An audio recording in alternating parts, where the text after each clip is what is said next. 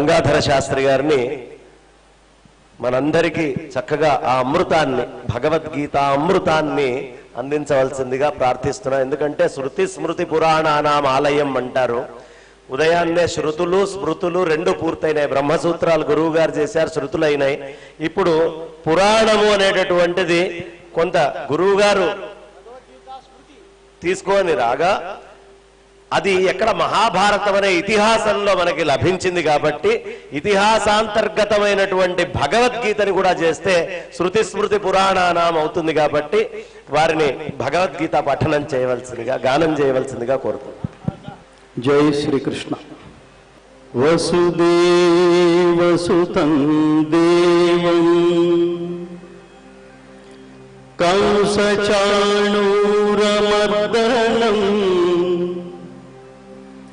దేవకీ పరమానందం కృష్ణం వందే జగద్గురుం వందే నవఘనశ్యామం పీతకౌశేయవాససం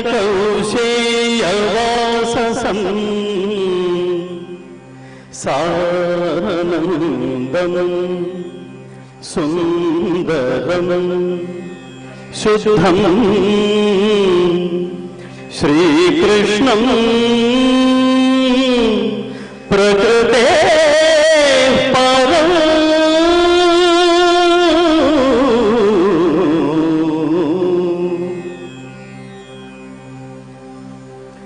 శృతి స్మృతి పురాణానాం ఆలయం కరుణాలయం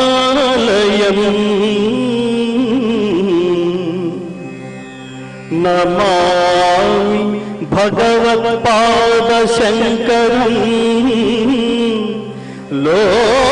లోకశంకరం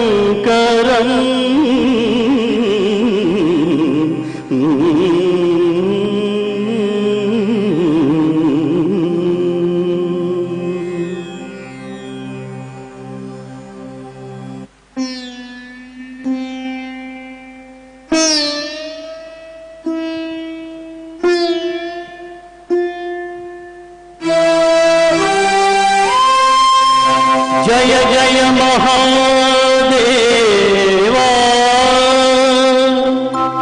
శంభో సదాశివా ఆశ్రిత మందారా శృతి శిఖర సంచారా. ఎవర శంఖనాదకర్త? అద్భుతం, సందర్భోచితం. దివ్య శంఖం, దివ్య శంఖం. జగద్గురువైన శంకర భగవత్పాదులకు శ్రీ శ్రీ శ్రీ భారతీ తీర్థస్వామి వారికి, శ్రీ శ్రీ విధుశేఖర భారతీ స్వామి వారికి, వారి పాదపద్మములకు, వారి చరణారవిందములకు శిఖధూళి కంటే వరకు వంగి నమస్కరిస్తూ వారి అనుగ్రహం కోరుతూ, అలాగే ఈ వేదికపై ఆసీనులయ్యున్న మహాత్ములు, అవధాన ద్రష్ట, స్ఫురద్రూపులు, అమృతగాత్రులు శ్రీ శ్రీ శ్రీ బ్రహ్మశ్రీ మాడుగుల నాగఫణి శర్మ గారికి, వాచిక తపస్సంపన్నులు. భగవద్గీత చెప్తుంది ఎలా మాట్లాడాలి, ఎవరు వాచిక తపస్సంపన్నుడు అంటే అనుద్వేగకరం వాక్యం సత్యం ప్రియహితం చయత్ స్వాధ్యాయాభ్యసనం చైవ వాంగ్మయం తప ఉచ్యతే. 17వ అధ్యాయంలో పరమాత్ముడు జాతిలో ప్రతి మానవుణ్ణి ఉద్దేశించి చేసిన మహోదాత్తమైన ఈ ఉపదేశం ద్వారా వీటిలో ఒకానొక మంత్రతుల్యమైన ఈ శ్లోకంలో ఉన్న ప్రతి పదానికి అర్థంగా ప్రకాశించే మా గురుతుల్యులు విశ్వనాథ గోపాలకృష్ణ శాస్త్రి గారికి, అలాగే కవిశేఖరులు శ్రీ జొన్నవిత్తుల రామలింగేశ్వర శర్మ గారికి, వేదిక ముందున్న జ్ఞాన సింధువులు ధర్మబంధువులు మీ అందరికీ, అలాగే ఏ మహాత్ముడి జ్ఞాన రథం ముందుకు సాగితే అది ఈ రోజు నుంచి ప్రారంభమై 10 రోజుల పాటు నిర్విఘ్నంగా మహాద్భుతమైన ప్రభావం, ముఖ్యంగా ఇప్పుడు ఇవాళ మనం మాట్లాడడానికి అలవాటు పడిపోయాం హిందూ ధర్మం అని. దీనికి సనాతన ధర్మం అని పేరు. ఇతర మతాలు ఇతర మతాల తాకిడి భారతదేశం మీద విశేషమైన ప్రభావం చూపుతున్న నేపథ్యంలో, మన ఉనికి ప్రశ్నార్థకం అవుతున్న నేపథ్యంలో మనది కూడా మతం అని మాట్లాడడానికి అలవాటు పడిపోయి చివరికి దీన్ని రిలీజియస్ టెక్స్ట్ గా మన అప్లికేషన్స్ లో చూడండి, రిలీజియన్ అంటే దురదృష్టవశాత్తు మనం హిందూ అని రాయాల్సిన పరిస్థితి ఏర్పడింది. మిత్రులారా, జాగ్రత్తగా గమనించాలి, జాగ్రత్తగా అర్థం చేసుకోవాలి. మతం అంటే అర్థం ఒక వర్గానికి చెందింది మాత్రమే. ధర్మం అంటే ధ్రియతే అనేన ఇతి ధర్మ అంటే సర్వజనామోదయోగ్యమైన ఏ కర్మను ఆచరిస్తే సర్వులకి సుఖం కలుగుతుందో, ఆనందం కలుగుతుందో అట్టి పని పేరు, అట్టి మార్గం పేరు ధర్మం. కాబట్టి భారతీయులది ధర్మం మాత్రమే, మతం కాదు మిత్రులారా. మతం అంటే వ్యక్తిగత అభిప్రాయం అనే మార్గంలో మనం మాట్లాడుకుంటున్నప్పుడు అవి మిగతా మతాలకి వదిలేయండి. మన సనాతన ధర్మాన్ని కాపాడుకునే ప్రయత్నం చేస్తూ నేను ఏ కార్యక్రమంలో అయినా ప్రత్యేకంగా ముందు ఒక పాయింట్, ఒక ముఖ్యమైన విషయాన్ని అండర్లైన్ చేసి చెప్తుంటాను. ఏ లక్ష్యంతో అయితే కార్యక్రమాలు ఏర్పాటు చేస్తారో వాటిని సరదాగా చూసి ఏదో పాట అయిపోయిన తర్వాత చప్పట్లు లాగా, ఏదో మీరు ఫీల్ అయి కొట్టే చప్పట్లు, మేము ఫీల్ అవుతామేమోనని కొట్టే చప్పట్లు, అనుభూతితో కొట్టే చప్పట్లు, సానుభూతితో కొట్టే చప్పట్లు, చివరికి ఇంటికి వెళుతూ ఏదో వైరాగ్యంలాగా ఆ కాసేపు కూర్చుని ప్రభావితం అయ్యి ఆ గంట అయిపోయిన తర్వాత మనం ఎందుకు వచ్చామో మర్చిపోయి వెళ్ళే టైం పాస్ కార్యక్రమాలకి దయచేసి జీవితంలో ఎప్పుడూ వెళ్ళకండి. అలా వెళ్ళేటైతే రాకండి. ఆ నేపథ్యంలో ఎంత జ్ఞాన సంపదని తను తపశ్శక్తితో పరమాత్మని దర్శించి, పరమేశ్వరుని దర్శించి, సరస్వతిని దర్శించి ఆవాహన చేసుకుని నిత్య నైమిత్తిక కర్మల ద్వారా, పూజాదిక కర్మల ద్వారా తాను సంపాదించుకున్న శక్తులన్నిటినీ ప్రపంచానికి పంచిపెట్టే, అంటే తిరిగి ఇచ్చే, give back to the society అంటాను చూడండి. పరమాత్మ ఇచ్చే శక్తిని దాచుకునేవాడు దొంగ, తిరిగి ప్రపంచానికి పంచిపెట్టేవాడు దేవుడు. జీవుడికి దేవుడికి పెద్ద తేడా లేదు మిత్రులారా. అలాంటి దైవ సమానులైన మహాత్ములు ఈ వేదిక మీద ఉండి ఏం మాట్లాడుతున్నారో ప్రతి విషయాన్ని మీరు గుర్తుపెట్టుకోండి. గొప్ప వక్త అంటే ప్రతి విషయాన్ని నోట్ చేసుకునేట్టు మాట్లాడేవాడు. ఉత్తమ శ్రోత అంటే నచ్చిన ప్రతి విషయాన్ని నోట్ చేసుకునేవాడు. అంతే తప్ప ఊరికే బుర్రలో అలా వినేసి అలా వెళ్ళిపోవడం కోసం ఉద్దేశింపబడిన సభ కాదిది. ధర్మ సింధువులని వాళ్ళ జ్ఞానాన్ని మరింత బలపరిచే విధంగా, తర్వాత తరాలకి ఆదర్శంగా, మన వారసత్వ సంపదగా అందించే స్ఫూర్తిని అందించడం కోసం ఈ వేదిక ఉద్దేశింపబడింది. నేను ఇవాళ చూస్తున్నప్పుడు ఆధ్యాత్మికత అన్న మనం ఇవాళ దురదృష్టవశాత్తు ఇంగ్లీష్ లో మనం అనువదించే పరిస్థితి భారతీయ ముఖ్యంగా మన సంస్కృతిలో ఉద్భవించిన పదాలు కానీ, మన సంస్కారం నుంచి ఉద్భవించిన పదాలు కానీ మీరు ఇతర భాషల్లోకి అనువదించలేరు మిత్రులారా.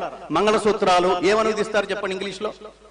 మహోత్కృష్టమైన బ్రహ్మపదము ఏమనువదిస్తారు చెప్పండి మీరు? అస్పష్టమైన ఆంగ్లంలో అనువదిస్తే తప్ప అర్థం కాని స్థితిలో ఇవాళ తరం ఉండటం అనేది అత్యంత దురదృష్టకరం మిత్రులారా. ఈ పాపం మనదే మనదే మనదే. ఉదయం లేచిన దగ్గర నుంచి సాయంత్రం ఇంటికి వచ్చేంత వరకు నాకేమిటనే స్థితిలో ఉన్న మనల్ని ఉద్ధరించడం కోసం పరమాత్మ మనకి అందించిన జ్ఞాన సందేశమే భగవద్గీత. మీకు వేదాలు చదివే అవకాశం ఉందా? లేదు. లేదంటున్నాం మనం, ఉన్నా కూడా. అందుకని పరమాత్మ మన యందు దయ ఉంచి దాన్ని ఒకసారి గట్టిగా పిండి వేదాంతాలుగా పేర్కొనబడే ఉపనిషత్తుల్ని తయారు చేసి మనకు అందిస్తే అవి చదివే టైం ఉందా అంటే మళ్ళీ లేదనేసాం. అలాంటి సందర్భంలో బద్ధకస్తులైన మనలాంటి వాళ్ళకి, అజ్ఞాన స్థితిలో ఉన్న మనలాంటి వాళ్ళకి అర్జునుడి నిమిత్తంగా చేసుకుని ప్రపంచ మానవాళిని ఉద్ధరించడానికి, అంటే ఎక్కడి నుంచి వచ్చామో, ఏ పరమాత్మ సృజన నుంచి మనం ఉద్భవించామో తిరిగి ఆ పరమాత్ముడి ఆశీస్సులు మోక్షం పేరుతో పొందే అవకాశం ఇంకొకసారి ఆలోచించండిరా అని సకాలంలో మరొక్కసారి పిండి ఆ సారాన్ని మనకు అందించిందే భగవద్గీత. మిగతా మతాల్లాగా కాదు మిత్రులారా, వాటికన్నిటికీ కొట్టుకుంటే ఒకే మేనిఫెస్టో, ఒకే ఒక గ్రంథం. కానీ మనకి హిందువుల్ని నడిపించే గ్రంథం ఏది అంటే ఒకటని చెప్పలేం మిత్రులారు. ఇట్లా చాలా చెప్తాం మనం. పురాణాలు, ఇతిహాసాలు, ఉపనిషత్తులు, వేటిలో చూసినా మానవుడి జీవితాన్ని ధర్మ మార్గంలో వర్తింప చేయడం కోసమే మహాత్ములందరూ మాట్లాడారు. వాళ్ళకేమీ స్వార్థం లేదు మిత్రులారా. ఆ నేపథ్యంలో మనం ఒక్కసారి మనం గుర్తుపెట్టుకోవాల్సింది, జగద్గురువు అనగా ఎవరు అంటే, మనం ముగ్గురికి ఆ పోస్ట్ ఇచ్చింది ఈ దేశం ప్రపంచానికి ఒక్కసారి సందేశంగా చెబుతూ. ఎవరా ముగ్గురు అంటే, మొదటి జగద్గురువు కృష్ణం వందే జగద్గురుం. ఇంగ్లీష్ లో రాసుకుని మాట్లాడకండి మిత్రులారా. ఇంగ్లీష్ లో రాసుకుని చదివితే కృష్ణం వన్డే జగద్గురు అవుతాడు. వాడు వన్డే జగద్గురువు కాదు, వాడు లైఫ్ టైం జగద్గురువు. ఎప్పటి జగద్గురువు? మిగతా మతాలు ఎప్పటివి? 2000 సంవత్సరాలు క్రిస్టియానిటీ, 1400 సంవత్సరాలు ఇస్లాం. కానీ శ్రీకృష్ణ పరమాత్మ భగవద్గీత అర్జునుడికి ఉపదేశించే నాటికి, భారతదేశానికి స్వాతంత్రం వచ్చే నాటికి శ్రీకృష్ణుడు అర్జునుడికి భగవద్గీత ఉపదేశం చేసి 5000, ఇప్పటికి 5120 సంవత్సరాలైన మిత్రులారా. ప్రపంచంలో ఏ ఇతర మత ఆవిర్భావం జరిగిన రోజుల్లో పంచిపెట్టబడిన జ్ఞాన సందేశం భగవద్గీత. అది నా దేశం. కాబట్టి అలా అందించిన జగద్గురువు తాను ఆచరిస్తూ మాట్లాడతాడు. నేను ఎప్పుడూ ఒక సిద్ధాంతాన్ని నమ్ముతాను మిత్రులారా, ఎవడైతే ఆచరిస్తాడో వాడికి మాత్రమే సమాజానికి చెప్పగలిగే అర్హత ఉంటుంది. ఎవడైతే ఆచరించి మాట్లాడతాడో అతగాడి వాక్కుకు మాత్రమే సమాజాన్ని ప్రభావితం చేయగలిగిన, ఆశీర్వదించగలిగిన శక్తి ఉంటుంది. ఊరికే మైకి ఇవ్వగానే మాట్లాడేయటం కాదు. కాబట్టి కృష్ణుడు ఏదైతే తను ఆచరిస్తాడో అది మాత్రమే మాట్లాడతాడు. గీతలో అనేక సందర్భాల్లో చెప్తాడు. ముఖ్యంగా ఒక సందర్భంలో, నాకు పొందదగింది గాని పొందవలసింది గాని ప్రపంచంలో ఏది లేదు, అయినప్పటికీ నేను కర్మల్ని ఆచరిస్తూనే ఉన్నాను. ఎందుకంటే నేను కర్మని ఆచరించకపోతే అంతటి వాడే ఆచరించినప్పుడు మనం ఎందుకు ఆచరించాలని మిగతా ప్రపంచమంతా నన్ను అనుసరించే ప్రయత్నం చేస్తూ నాశనం అయిపోతుంది. అందుకని నాకు అవసరం లేకపోయినా కర్మను ఆచరిస్తున్నాను. అయితే ఆ కర్మని ఎలా ఆచరించాలో చెప్తాడు పరమాత్మ. యద్యదాచరతి శ్రేష్ఠః తత్తదేవేతరో జనః సయత్ ప్రమాణం కురుతే లోకస్తదను వర్తతే.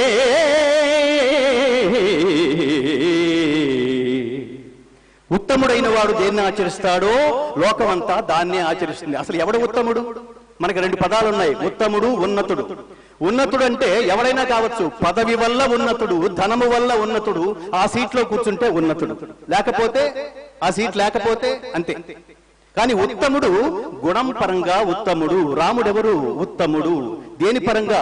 ప్రపంచం తనని ఆదర్శంగా తీసుకుని తనని అనుసరించే స్థితికి ఒక మానవుడు కనుక నడవగలిగితే, ప్రవర్తించగలిగితే అతడు ఉత్తముడు. అది చెప్తుంది భగవద్గీత. కాబట్టి ఆ స్థితిలో మీరు భగవద్గీత చదివితే మీరు మొట్టమొదటిసారి, నేను ఇక్కడ ఉన్న వాళ్ళందరినీ ముఖ్యంగా తల్లుల్ని నేను రిక్వెస్ట్ చేస్తున్నాను మిత్రులారా, తల్లుల్ని అర్థిస్తున్నాను. మనకన్నిటికీ మాతృశబ్దంతోనే, మాతృభూమి, మాతృమూర్తి, మాతృభాష, మాతృదేశం, అన్నిటికీ మాతృ శబ్దంతో. అది అత్యంత పవిత్రమైంది, అత్యంత బాధ్యత కలిగింది. బిడ్డ చెడిపోతే ఎవడ్రా, ఏ తల్లిరా కంది అని విసుక్కుంటారు. బిడ్డ బాగుపడితే ఎంతటి తల్లి ఇంతటి మహాత్ముని ప్రపంచానికి అందించిందో అని పాదాభివందనం చేస్తారు. అంతటి బాధ్యత తల్లికుంది. ఎప్పుడో నారాయణ రెడ్డి గారు అన్నట్టు గుర్తు నాకు ఎక్కడో పాటలో, ప్రతిఫలాపేక్ష లేకుండా ఇవ్వడమే తెలిసింది కాబట్టి ఆవిడ్ని మాతృదేవోభవ, దైవంతో సమానంగా కొలిచింది ఈ దేశం. అలాగే ఇవ్వడమే తప్ప తీసుకోవడం తెలియని నాన్నని కూడా పితృదేవోభవ అన్నారు. దేహము, విజ్ఞానము, బ్రహ్మోపదేశమిచ్చి అంతటి వ్యక్తిని నువ్వు ఏమి ఇవ్వలేవు, వాళ్ళకి తిరిగి ఏమి ఇవ్వలేవు.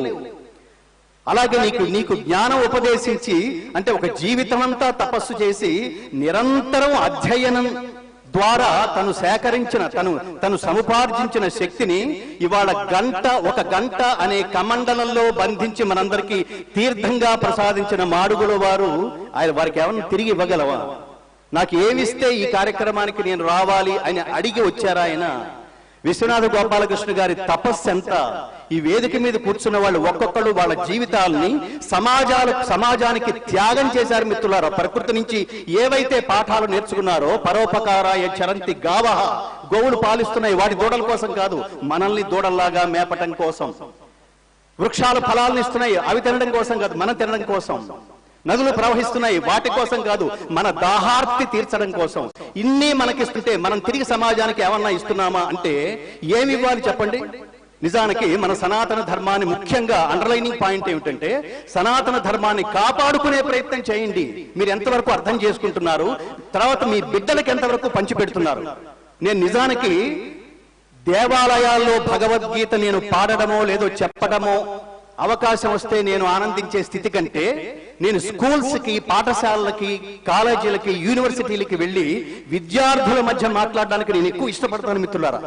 రేపు లంచాలు లేని భారతదేశాన్ని సృష్టించాలంటే అది తర్వాత తరం వల్లే సాధ్యం, యువకుల వల్లే సాధ్యం. అది స్వార్థరహిత ఉత్తమ సమాజ నిర్మాణం జరగాలి అంటే అది కేవలం భగవద్గీత పాఠం వల్ల మాత్రమే సాధ్యం మిత్రులారా.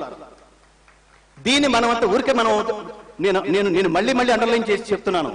ఇక్కడ నుంచి మీరు స్ఫూర్తి పొంది ఎవరింట్లో అయితే భగవద్గీతలు, ఎందుకు భగవద్గీత అంటున్నానో, నేను పూర్వకాలంలో దాదాపుగా 12 సంవత్సరాల పాటు జర్నలిస్ట్ గా పనిచేశాను మిత్రులారా. ఇంతటి మహాత్ములందరూ మాట్లాడుతున్నప్పుడు, పాడుతున్నప్పుడు నేను ఇందాక సరదాగా లేదు అమృత గాత్రం అని, ఏ గాత్రం వినడం వల్ల మనకి ఒక ఆధ్యాత్మికమైన దివ్యమైన అనుభూతి కలుగుతుందో ఆ అనుభూతికి 6 అడుగుల పోత పోస్తే ఆయన నాగఫణి శర్మ గారు ఎన్ని నేర్చుకున్నామో కింద కూర్చుని, ఎన్ని నేర్చుకున్నామో ఇంకా నేర్చుకుంటూనే ఉన్నాం. వాళ్ళు చరివిత చరణంగా చెప్పింది చెప్పరు, వాళ్ళు ప్రతిరోజు కొత్త విషయాన్ని ప్రపంచానికి వాళ్ళు సృజించి ప్రపంచానికి దర్శనం చేయిస్తుంటారు. దీన్ని మనం మనసులోనే సమాధి చేస్తున్నామా, తిరిగి దాన్ని అందులో మనం అర్థం చేసుకోవడానికి ప్రయత్నిస్తున్నామా, తర్వాత స్థితిలో ఆచరించడానికి ప్రయత్నిస్తున్నామా, అది ఇంపార్టెంట్. భగవద్గీత గుర్తుపెట్టుకోండి, Bhagavad Gita is not at all నేను మళ్ళీ ఇంగ్లీష్ లో చెప్తున్నాను, Bhagavad Gita is not at all A reading text. Bhagavad Gita పాఠ్య గ్రంథం కాదు, భగవద్గీత ఆచరణ గ్రంథం. ఒక్క జీవితంలో ఒక్క శ్లోకాన్ని అర్థం చేసుకుని ఆచరించడానికి ప్రయత్నిస్తే మోక్షం ఎప్పుడు వస్తుంది స్వామి అని ఎవరిని అడిగితే చెప్పండి. శ్రీకృష్ణుడు అర్జునుడికి ఉపదేశించగా 574 శ్లోకాలు శ్రీకృష్ణుడు అర్జునుడికి చెప్పాడు. మధ్య మధ్యలో సందేహాలు వచ్చినప్పుడల్లా అర్జునుడు ప్రశ్న రూపంలో ఒక్కొక్క శ్లోకం అడిగాడు. అవి వెరసి 84 శ్లోకాలు. అలాగే సంజయుడు ధృతరాష్ట్రుడికి చెప్పినవి 41 శ్లోకాలు. ధృతరాష్ట్రుడు సంజయుడిని అడిగింది ఒక్క శ్లోకం, వెరసి 700 శ్లోకాల మహాద్భుతమైన సంహిత. జీవితంలో మరెవరి ఊరికే టైటిల్ ఇవ్వలేదు మిత్రులారా. అదేం పబ్లిసిటీతో డబ్బులు ఇచ్చి వాళ్ళ ఎలా అయితే మనం ఈ అవార్డులు కొనుక్కుంటున్నామో, అండర్లైన్, ఒకప్పుడు అవార్డులు ఇచ్చుకునేవాళ్ళు, ఇప్పుడు తెచ్చుకుంటున్నారు. అలా ఇవ్వబడింది కాదు కృష్ణ వందే జగద్గురు అని. అంటే ఆ స్థితిని ఇందాక పెద్దలు చెప్పినట్టుగా వారు ఎన్నో శాస్త్రాలు, ఎన్నో రహస్యాలు, ఎన్నో వాదోపవాదాలు, ఎన్నో తర్కాలు, ఎంతమందినో జయించగా ఏర్పడిన స్థితి అది. భగవద్గీతలో పరమాత్ముడు చెప్పినట్టు జ్ఞాని నా స్వరూపమే అని చెప్పినట్టు శ్రీకృష్ణుడు పరమాత్మ అయితే శంకర భగవత్పాదులు కూడా పరమాత్మ తత్తుల్యుడే. ఏ కారణంగా? జ్ఞాని కావడం కారణంగా. అలా ఈ ఇద్దరి మధ్యలో ఇంకొక జగద్గురు ఉన్నారు, వారే పరమాత్ముడి ఆంతర్యాన్ని యథాతథంగా ప్రపంచానికి పరమాత్మతో అనుసంధానమై పరమాత్మతో సహగమనం చేసి పరమాత్ముడి స్థితిని, పరమాత్ముడి ఆలోచన విధానాన్ని, పరమాత్ముడి మార్గాన్ని ప్రపంచానికి చెప్పిన మహాత్ముడే, భగవత్ సమానుడే వ్యాస భగవానుడు. ఈ ముగ్గురికి మాత్రమే టైటిల్ ఏంటది? కృష్ణం వందే జగద్గురు. వీళ్ళు జగద్గురువులు. అసలు కృష్ణుడి జగద్గురు ఎలా అయ్యాడు అంటే 4 ముక్కల్లో జాగ్రత్తగా గ్రహించండి మిత్రులారా. ఇహ పరలోకాల్లో సౌఖ్యం సమకూర్చుకోవడాన్ని అభ్యుదయం అంటారు. శాశ్వతానందమయ స్థితి అయిన మోక్షాన్ని ప్రాప్తింపచేసుకోవడాన్ని శ్రేయస్సు అంటారు. ఒక కాలానికి చెందిన, ఒక ప్రాంతానికి చెందిన ఒక మనిషి యొక్క అభ్యుదయ శ్రేయస్సులను తగిన మార్గంలో బోధించేవాడు గురువు అవుతాడు. అయితే దేశ కాల జాత్యాదులకు అతీతంగా ప్రపంచంలో ప్రతి మానవుణ్ణి ఉద్దేశించి మహోదాత్తమైన భగవద్గీత, విశ్వజనీనమైన భగవద్గీత రూపంలో పాఠం చెప్పడం ద్వారా, మరెవ్వరూ చెప్పలేనంత గొప్ప పాఠం చెప్పడం ద్వారా మాత్రమే శ్రీకృష్ణుడు జగద్గురువయ్యాడు. ఇక్కడ కొట్టచ్చు, అది ఆయనకి టైటిల్.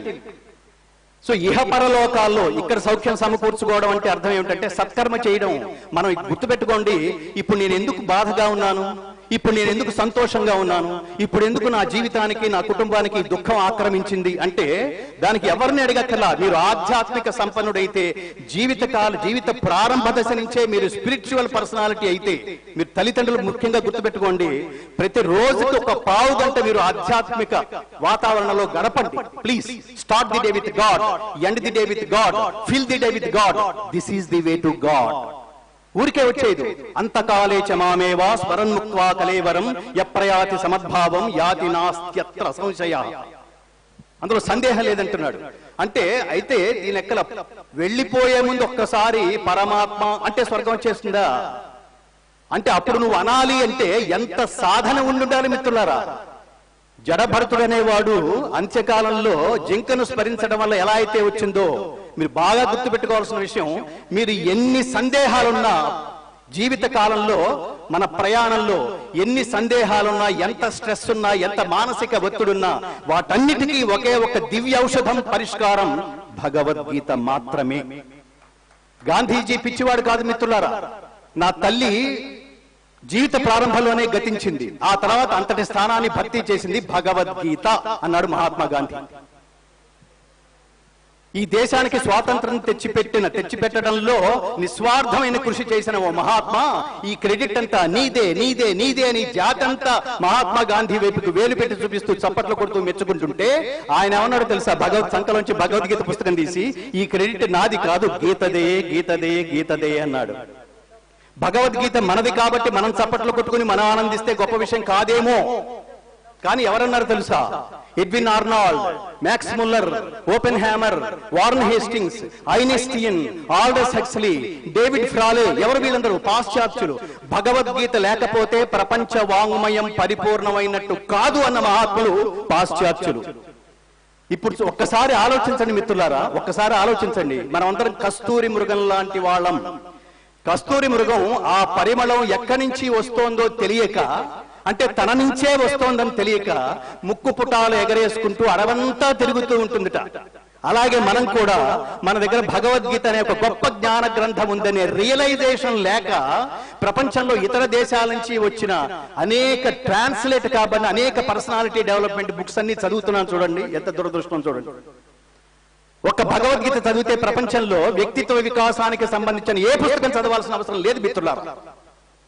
మధ్యలో ఎక్కడో సందేహం వచ్చి అర్జునుడు అడుగుతాడు, నువ్వేంటి ఒకసారి కర్మ అంటున్నావు, ఒకసారి భక్తి అంటున్నావు, ఒకసారి జ్ఞానం అంటున్నావు, కొంచెం క్లారిటీతో చెప్పంటే, నాన్న కన్ఫ్యూజ్ కాకు, కర్మని భక్తి శ్రద్ధలతో ఆచరిస్తే నీకు వచ్చేది జ్ఞానమే.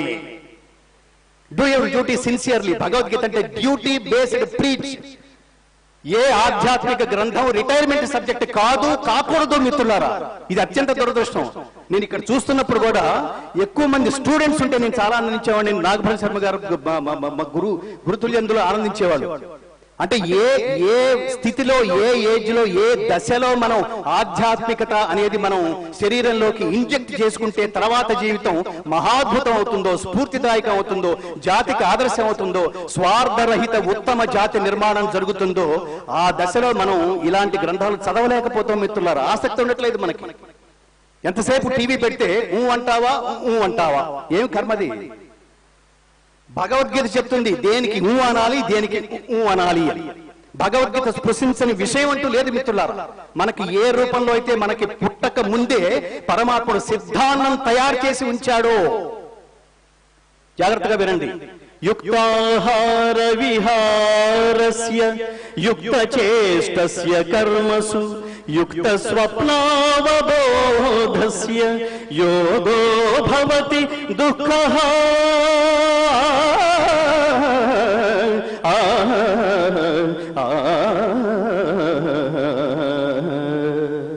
ఎంత గొప్ప శ్లోకమో.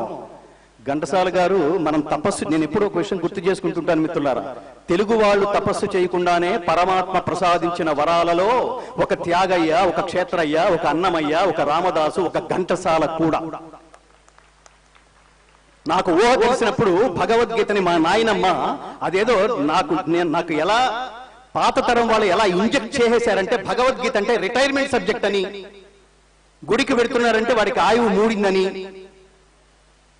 వాడు భగవద్గీత పుస్తకం పట్టుకున్నాడంటే దేవుడి పిలుపుకి ఆసన్నం అయ్యాడని వాడు ప్రిపేర్ అవుతున్నాడని అలా తయారు చేశారు మిత్రులారా. భగవద్గీత పారాయణ గ్రంథం కాదు, భగవద్గీత కేవలం పఠన గ్రంథం కాదు, భగవద్గీత కేవలం ఆధ్యాత్మిక గ్రంథం కాదు. భగవద్గీత ఉత్తమ జీవన విధాన మార్గం, భగవద్గీత ఉత్తమ వ్యక్తిత్వ వికాస బోధనం, భగవద్గీత సర్వ మానవులకు ఆశాదీపం, భగవద్గీత సాధకులకు కల్పవృక్షం. కాబట్టి గీత నేర్చుకో, రాత మార్చుకో, ఇది స్లోగన్. గీత నేర్చుకుంటే రాత మార్చుకున్నట్టే, నీ ఆలోచన మారిపోతుంది. నేను ఇందాక చెప్పాను, ఉత్తమ గ్రంథానికి ఉండాల్సిన ప్రాథమిక లక్షణం, ఒకసారి ఎవడో బాధపడలేక మనం చదువుతాం, ఏదో చదవరా చదవరా చదవరా అంటే ఎడ్విన్ ఆర్నాల్డ్ గొడవ పడలేక మహాత్మా గాంధీ భగవద్గీత చదవడం ప్రారంభించాడు. ఒక్కసారి చదవడం ప్రారంభించిన తర్వాత నేను ఈ దేశంలో పుట్టి భగవద్గీతను ఇంతకాలం నేను మిస్ అయ్యానా అని అవమానపడ్డాడు ఆయన. అక్కడి నుంచి ప్రారంభమైతే ఆయన మరణించేంత వరకు ఆయన చేతిలో భగవద్గీత పుస్తకం ఎప్పుడు వదిలిపెట్టలేదు. అంత శక్తివంతమైన దార్శనికత కలిగిన గ్రంథం అది. అది ఆలోచింపచేస్తుంది, ఆలోచించి మాట్లాడతాడు పరమాత్మ. కాబట్టి ఏ శ్లోకం యుక్తాహార విహారస్య. ఇప్పుడు చూడండి, అసలు ఇండియాలో ఒబేసిటీ ఎంత దారుణంగా, ఆడపిల్లలు ఎలాంటి పర్సనాలిటీతో కనిపిస్తున్నారు చూడండి, మగపిల్లలు ఎలాంటి పర్సనాలిటీలతో కనిపిస్తున్నారు చూడండి. ఎప్పుడు తినాలో తెలియదు, ఎప్పుడు పెట్టినా తినేయటం, ఎప్పుడు పడితే అప్పుడు తినేయటం, ఎప్పుడు పెట్టినా తినేసేయటం, ఏది పడితే తినటం, ఏది పెట్టినా తినేయటం, రోడ్లు క్రాస్ చేస్తూ తినేయటం. అలా తినకూడదని చెప్తోంది భగవద్గీత. యుక్తాహార విహారస్య, యుక్త చేష్టస్య కర్మసు. యుక్తాహార విహారాదులు, కర్మాచరణము ఇవన్నీ ఉన్నవాడికి ఆత్మ సంయమ యోగము లభ్యము. ఏమిటి ఆత్మ, ఏమిటి దాంతో సంయోగం ఏమిటి? యోగం అంటే ఏమిటి? యుజ్యతే ఇది యోగ. యోగం అంటే కలయిక. ఎవరితో కలయిక? ఎవడ పడితే వారితో కలయిక. కలయికేనా? కాదు, జీవాత్మ పరమాత్మతో కలయికే అల్టిమేట్ అని చెప్తుంది భగవద్గీత. లోయర్ లెవెల్ స్టాండర్డ్ కాదు మిత్రులారా. భగవద్గీత అనే గ్రంథం మీరు చదివే ముందే మీరు కొన్ని విషయాలు గుర్తుపెట్టుకోండి. భగవద్గీత మీరు చదవగానే అర్థం కాదు. First underline. 10 సార్లు చదివినా మీకు అర్థం కాదు, అండర్లైన్. అందుకనే శంకర భగవద్పాదులు చెప్తారు, ఈ ప్రపంచానికి భగవద్గీతకి భాష్యం రాసి ప్రపంచానికి అందించిన మొదటి జగద్గురు, ఒకే ఒక జగద్గురు శంకర భగవత్పాదులు. ఏమంటారంటే ఆయన, భగవద్గీత కించిదధీత గంగాజలలవ కణికాపీత సకృతపియేన మురారి సమర్చ క్రియతే తస్య యమేనన చర్చ. వాడి గురించి యముడు డిస్కస్ చేయట. ఎవరంటే ముగ్గురు గురించి. భగవద్గీత కించిదధీత, దాని లక్ష్యం, అంతరార్థం ఏమిటంటే భగవద్గీతలో ఒక్క శ్లోకమైన గురుముఖత అధ్యయనం చేసిన వాడికి చదవగానే అర్థం కాదు అది. యుక్తాహార విహారాదులు అన్నాడు. ఏమర్థం అవుతుంది మనకి? యోగాభ్యాసముచే నిగ్రహించబడిన చిత్తము ఎచట శాంతిని పొందుచున్నదో, ఎచట మనస్సుచే ఆత్మను దర్శించుచు ఆత్మానందమును అనుభవించుచుండునో, ఏ స్థితి యందు బుద్ధిగ్రాహ్యమైన ఇంద్రియాతీతమైన బ్రహ్మానంద సుఖము అనుభవించుచుండునో, ఏ స్థితి యందు ఎంతటి దుఃఖము కలిగినను చెలించడో, దుఃఖరూప సంసార బంధముల నుండి విముక్తిని కలిగించు అట్టి స్థితిని యోగమని తెలియవలెను. అట్టి యోగమును విసుగులేని చిత్తముతో పట్టుదలతో సాధన చేయవలెను అంటాడండి. నిజానికి ఇప్పుడు చెప్పిన ఇన్ని పదాలు, ఇన్ని వాక్యాల్లో ఒక్క ముక్క మనకు అర్థమవుతుందా? యేసు వచ్చును ఈజీగా అర్థమవుతుంది. వాడు రాడు, వీడు రాడు, తపస్సు లేకపోతే. గుర్తుపెట్టుకోండి. ఇది అర్థం చేసుకోవాలంటే ఖచ్చితంగా గురువు. అయితే మిగతా గ్రంథాలకి ఈ గ్రంథానికి తేడా ఏమిటంటే, ఈ గ్రంథం కనుక మీరు పట్టుకుంటే అది చివరికి మిమ్మల్ని చేర్చేది మోక్ష తీరం వైపుకి. మధ్యలో ఇక్కడ నో డీవియేషన్స్. మనకి అత్యంత దురదృష్టవశాత్తు ఒక శ్లోకాన్ని పట్టుకుని మరణగీత చేసేశారు మిత్రులారా. భగవద్గీతని మరణగీత చేసేశారు. జాతస్య హి ధ్రువో మృత్యుః ధ్రువం జన్మ మృతస్య చ తస్మాదపరిహారముడు. పుట్టినవాడు పోవడం కన్ఫర్మ్డ్ అని ఒక కన్ఫర్మేషన్ ఇచ్చాడు. రెండోది, మరణించిన వానికి జన్మము తప్పదు. ఆ మహావాక్యం ద్వారా పునర్జన్మ సిద్ధాంతాన్ని భారతదేశమే ప్రపంచానికి ప్రతిపాదించి చెప్పింది మిత్రులారా. దాని మరొక చోట 15వ అధ్యాయం పురుషోత్తమ ప్రాప్తి యోగంలో మళ్ళీ చెప్తాడు, సత్కర్మ చేయటం వల్ల ఏమవుతుంది. మనకు ఒక ప్యాకేజ్ ఉంది మిత్రులారా. ఎవడు ప్రతి వాడికి ఒక విషయం చాలా ముఖ్యంగా, ప్రతి వాడికి తెలిసిన విషయం ఉంటుంది. మనం చచ్చేటప్పుడు పోయేటప్పుడు మనం కట్టుకుపోయేదేం లేదురా, ఈ మెట్ట వేదాంతం ప్రతివాడు చెప్తాడు. కానీ పోయేటప్పుడు అంటే ఇప్పుడు పోయి ఇంకొక జన్మ ఎత్తేటప్పుడు మనతో తీసుకువెళ్లే ప్యాకేజీ ఒకటి ఉందని పరమాత్మ ఒక రూఢిగా చెప్తాడు. ఆ ప్యాకేజ్ ఏమిటంటే శరీరం యదవాప్నోతి యచ్చాప్యుత్క్రామతీశ్వరః గృహీత్వైతాని సంయాతి వాయుర్గంధ నివాశయాత్. అంటే వాయువు వాయువు పరిమళాలని ఒక చోట నుంచి ఇంకో స్థానానికి ఎలా అయితే కొనిపోతుందో, జీవుడు ఒక శరీరం వదిలిపెట్టి ఇంకో శరీరంలోకి వెళుతున్నప్పుడు వాటితో ఒక ప్యాకేజ్ తీసుకువెళ్తాట. మీరు చూడండి, మెటీరియలిస్టిక్ లైఫ్ లో ఇది నాది, ఇది నేను సంపాదించుకున్నాను అనుకునే మొత్తం ఇక్కడ వదిలేసిపోవాల్సిందే. కానీ వీడితో వచ్చే ప్యాకేజ్ ఒకటి ఉంది. అదేమిటంటే ఇంద్రియాలు, మనస్సు.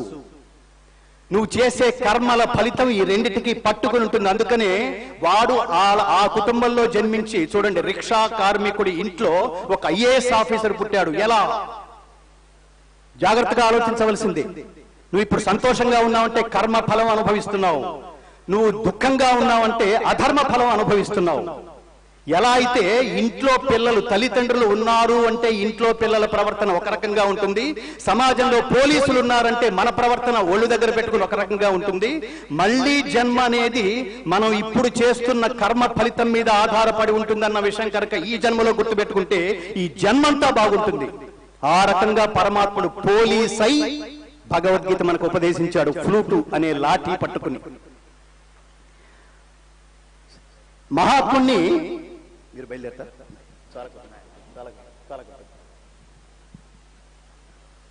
వ్యాస భగవాను అడిగారు, హిందూయిజానికి సిలబస్ అనంతం, సనాతన ధర్మానికి సిలబస్ అనంతం, ఇవన్నీ ఒక జీవిత కాలంలో నేర్చుకునే అవకాశం లేదు. అందుకని సంక్షిప్తంగా చెప్పండి పరమాత్మ, ఏదో ఒక్కరు చెప్పండి, ఇన్ని చెప్తే మాకు ఒక జీవితం, మాకున్న 190 పనుల్లో ఇవి నేర్చుకునే అవకాశం మనకు లేదు స్వామి. ఇది నేర్చుకుందామని పుస్తకం తీసుకున్నా కూడా తత్వంలో లవణాత్యుష్ణ తీక్ష్ణ వృక్ష విదాహిన, ఎప్పటికీ నోరు తిరుగుతుంది స్వామి మాకిది. అనుకని దీన్ని మేము పూజ గదిలో పెట్టేశాం, భగవద్గీతని దండం పెట్టుకుని వెళ్ళిపోతున్నాం. గుర్తుపెట్టుకోండి, ఎంత కష్టమైనా every noble thing at first impossible. మహత్కార్యాలు త్రుటిలో నెరవేరవు, కేవలం సాధన వల్ల మాత్రమే సాధ్యము. ఆ సాధన జీవిత ప్రారంభం నుంచే. రోజు మీరు ఆఫీసుకు వెళ్ళేటప్పుడు ఒక్క భగవద్గీత శ్లోకం, ఎందుకంటే మిగతా మత గ్రంథాల రచనలన్నీ గుర్తుపెట్టుకోండి, దైవ కుమారులని చెప్పుకున్న వాళ్ళ శిష్యుల చేత రచించబడినవి. కానీ భగవద్గీత తను పరమాత్మగా ప్రకటించుకున్న వాడి చేత బోధించబడింది. అందుకని భగవద్గీత మహోత్కృష్టమైన గ్రంథం. భగవద్గీతలో ఉన్న 700 శ్లోకాలు, శ్రీకృష్ణుడు చెప్పిన 574 శ్లోకాల ముందు భగవాను ఉవాచ అని ఉంటుంది, వ్యక్తి పేరు ఉండదు. కృష్ణ ఉవాచ అని ఉండదు. చెప్పిన వాడెవడు? భగవంతుడు. దానికి రూఢి ఏమిటి?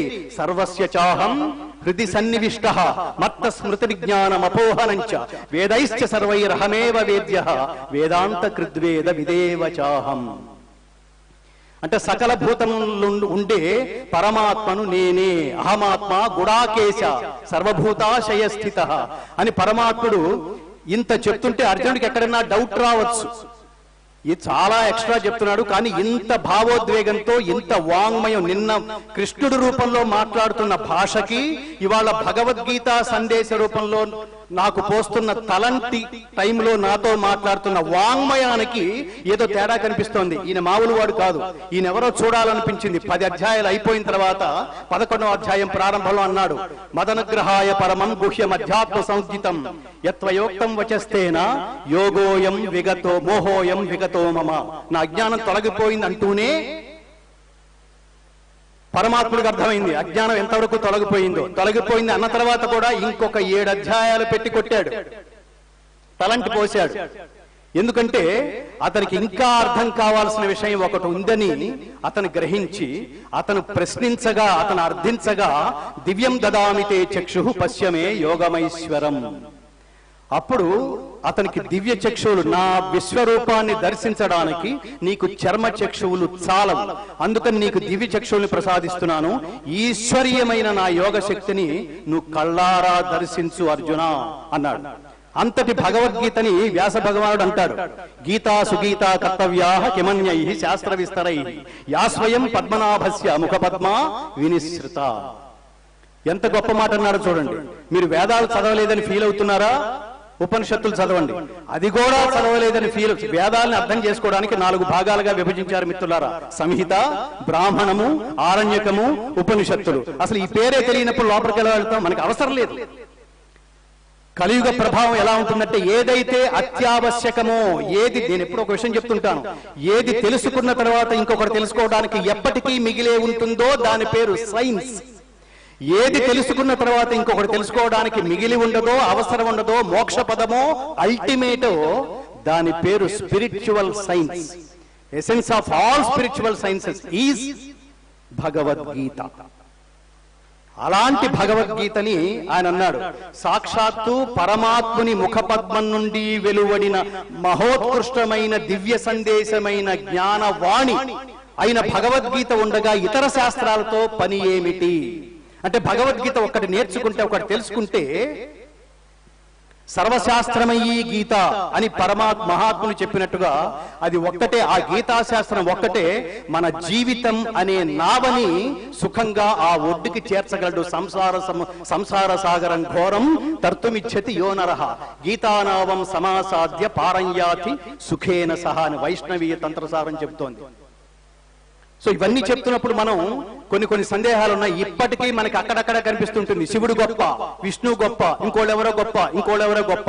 నువ్వు గొప్ప అనుకుని కాన్సన్ట్రేట్ చేస్తే తప్పు లేదు, కానీ ఈ గొప్పకి ఇతరులు ఎవరైతే ఉన్నారో వాళ్ళని ద్వేషించడం అనేది దారుణం, అజ్ఞానమైన విషయం మిత్రులారా. మహాభారతంలో అనుశాసన పర్వంలో బాగా గుర్తుపెట్టుకోండి, జాగ్రత్తగా వినండి. మహాభారతంలో అనుశాసన పర్వంలో అంపశయ్య మీదున్న భీష్మాచార్యుల వద్దకి పాండవులు వెళ్తే, ఈ పాండవుల అగ్రజుడైన ధర్మరాజు భీష్ముడిని ఒక భీష్మాచార్యులు ఒక మాట అడుగుతారు. భీష్మాచార్యవర్య, శివ మహాత్మ్యాన్ని తెలుసుకోవాలని నాకు చాలా ఆసక్తిగా ఉంది. మీ గాత్ర నుంచి శివ మహాత్మ్యాన్ని నేను తెలుసుకోవాలని కోరుచున్నాను అంటే, ఆయన పక్కనే ఉన్న శ్రీకృష్ణ పరమాత్మ వంక చూసి నవ్వుతూ ఒక గొప్ప మాట అంటాడు. గతంలో అనేక పర్యాయాలు తపస్సు చేసి అనేక వరాలు పొంది, ఎవరి నుంచి? శివుడి నుంచి, పరమేశ్వరుడి నుంచి. పరమేశ్వరుడు గూర్చి తపస్సు చేసి అనేక పర్యాయాలు అనేక వరాలు పొంది ఉన్న శ్రీకృష్ణుని పక్కన పెట్టుకుని నన్ను శివ మహాత్మ్యం గురించి చెప్తావా, శివ వైశిష్ట్యం గురించి వివరించమని నన్ను అడుగుతావా? ఎంత దారుణం అది. ఆయన అడుగు చెప్తాడు. ఆయన కంటే మించి శివుడి వైభవాన్ని చెప్పగలిగేవాడు ఇంకొకడు లేడు అని చెప్తాడు. ఈ విషయంలో మనం అండర్లైనింగ్ గా మనం అర్థం చేసుకోవాల్సింది, శివస్య హృదయం విష్ణు, విష్ణోశ్చ హృదయం శివ.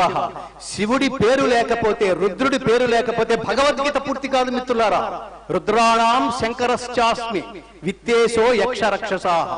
ఎప్పుడైతే వేదానాం సామవేదోస్మి అన్నాడు ఒక చోట, ఆదిత్యానామహం విష్ణు, విష్ణువు ఆదిత్యులలో విష్ణు నేను అని చెప్పిన పరమాత్మే రుద్రులలో, ఏకాదశ రుద్రులలో శంకరుడను నేను అని చెప్పడం ద్వారా శివకేశవులకు అభేదమని నిరూపించింది. జాతి గుర్తుపెట్టుకోవాలి మిత్రులు. అది తెలుసుకోకపోతే నీ జ్ఞానం పరిపూర్ణమైనట్టు కాదు. నువ్వెవడివిరా దేవుణ్ణి డిసైడ్ చేయడానికి?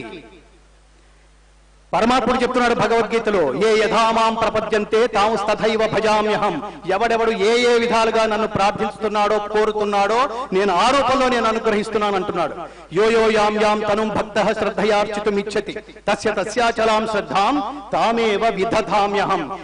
ఇది జాగ్రత్తగా వింటే మనకు అర్థమైపోతుంది మిత్రులారా. మనకు అసలు ఫలానా దేవుడి దగ్గరకే ఆగిపోయి మిగతా దేవుణ్ణి మనం నిరసించి ఈ స్థితి మన మానసిక దౌర్బల్యం నుంచి పూర్తిగా పోతుంది. యో యో యాం యాం తనుం భక్తః, ఏ భక్తుడు ఏ దేవతా స్వరూపాలని అర్చించగోరుతున్నాడో ఆ దేవతల పట్ల స్థిరమైన శ్రద్ధను నేను ప్రసాదిస్తున్నాను. అట్టి స్థిరమైన శ్రద్ధతో ఆ భక్తుడు ఆ దేవతలను ఉపాసించి నా అనుగ్రహం ద్వారా ఆ దేవతల ద్వారా తన అభీష్టాలను నెరవేర్చుకుంటున్నాడు. ఈ వెనకాల నేనున్నానని, పరమాత్మని నేనున్నానని మాత్రం మీరు మర్చిపోవద్దు. నాకు అభ్యంతరం లేదు. ఇంతకంటే లిబర్టీ ఇచ్చిన ప్రపంచం, ఈ లిబర్టీ ఇచ్చిన ధర్మ గ్రంథం గాని, లిబర్టీ ఇచ్చిన దేశం గాని ప్రపంచంలో ఎక్కడ కనిపిస్తుందా మిత్రులారా? మన దగ్గర కన్వర్షన్స్ ఉండవు, ఓన్లీ డైరెక్షన్స్, నో డైవర్షన్స్. ఈ సందర్భంలో ఖచ్చితంగా చెప్పుకోవాలి. ఈ కన్వర్షన్ పేరుతో ఏమంటున్నాం దాన్ని? మతాంతరం అంటున్నాను చూసారా, మతాల మార్పిడి అంటున్నాను చూసారా. మతం గుర్తుపెట్టుకోండి మిత్రులారా, దీన్ని ప్రచారం చేయండి. మతం తల్లి లాంటిది. మతం మార్చడం అంటే తల్లిని మార్చినట్లే. తల్లిని మార్చేవాడు, తల్లిని మార్చమని మన ఇంటికి వచ్చి అడిగేవాడు, ఇద్దరు నికృష్టులే. ధర్మ మార్గంలో ప్రవర్తించండి, నువ్వే కృష్ణుడివి. అధర్మ మార్గంలో ప్రవర్తిస్తే నువ్వే నికృష్టుడివి.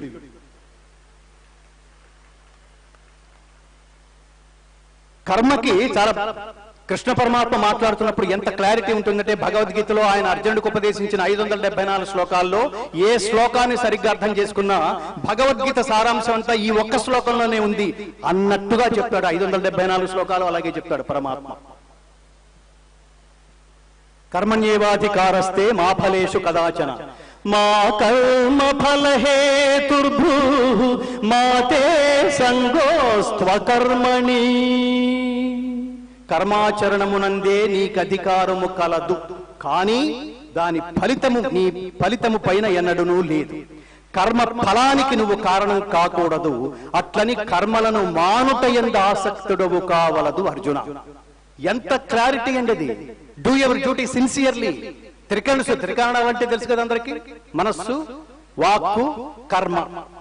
జాగ్రత్తగా అనుకో. అలా అనుకున్నది ఆచరణలో పెట్టు. అలా అనుకున్నది మాట్లాడు. ఏదైతే మాట్లాడతావో అది ఆచరించు. రాజకీయ నాయకులందరికీ వేదికెక్కితే మైక్ ఇస్తే ఏది పడితే అది చాలా ఈజియెస్ట్ వే ఏంటంటే అన్నిటికంటే సులభమైంది వాగ్దానం. దానాలన్నింటిలో కంటే ఈజీ. ఆ తర్వాత నీకు పిట్ట కూడా దొరకడు అలా వాగ్దానం చేసిన వాడు. వాళ్ళకి నేనేమంటానంటే, భగవద్గీత ఒక ఓరియంటేషన్. అంటే జీవితంలో ఉదాహరణకి ఉద్యోగంలోకి వెళ్తున్నాడు, వాడికి ఒక గంట ఉపన్యాసం చెప్పండి జీవితం అంటే ఏంటో అర్థమవుతుంది.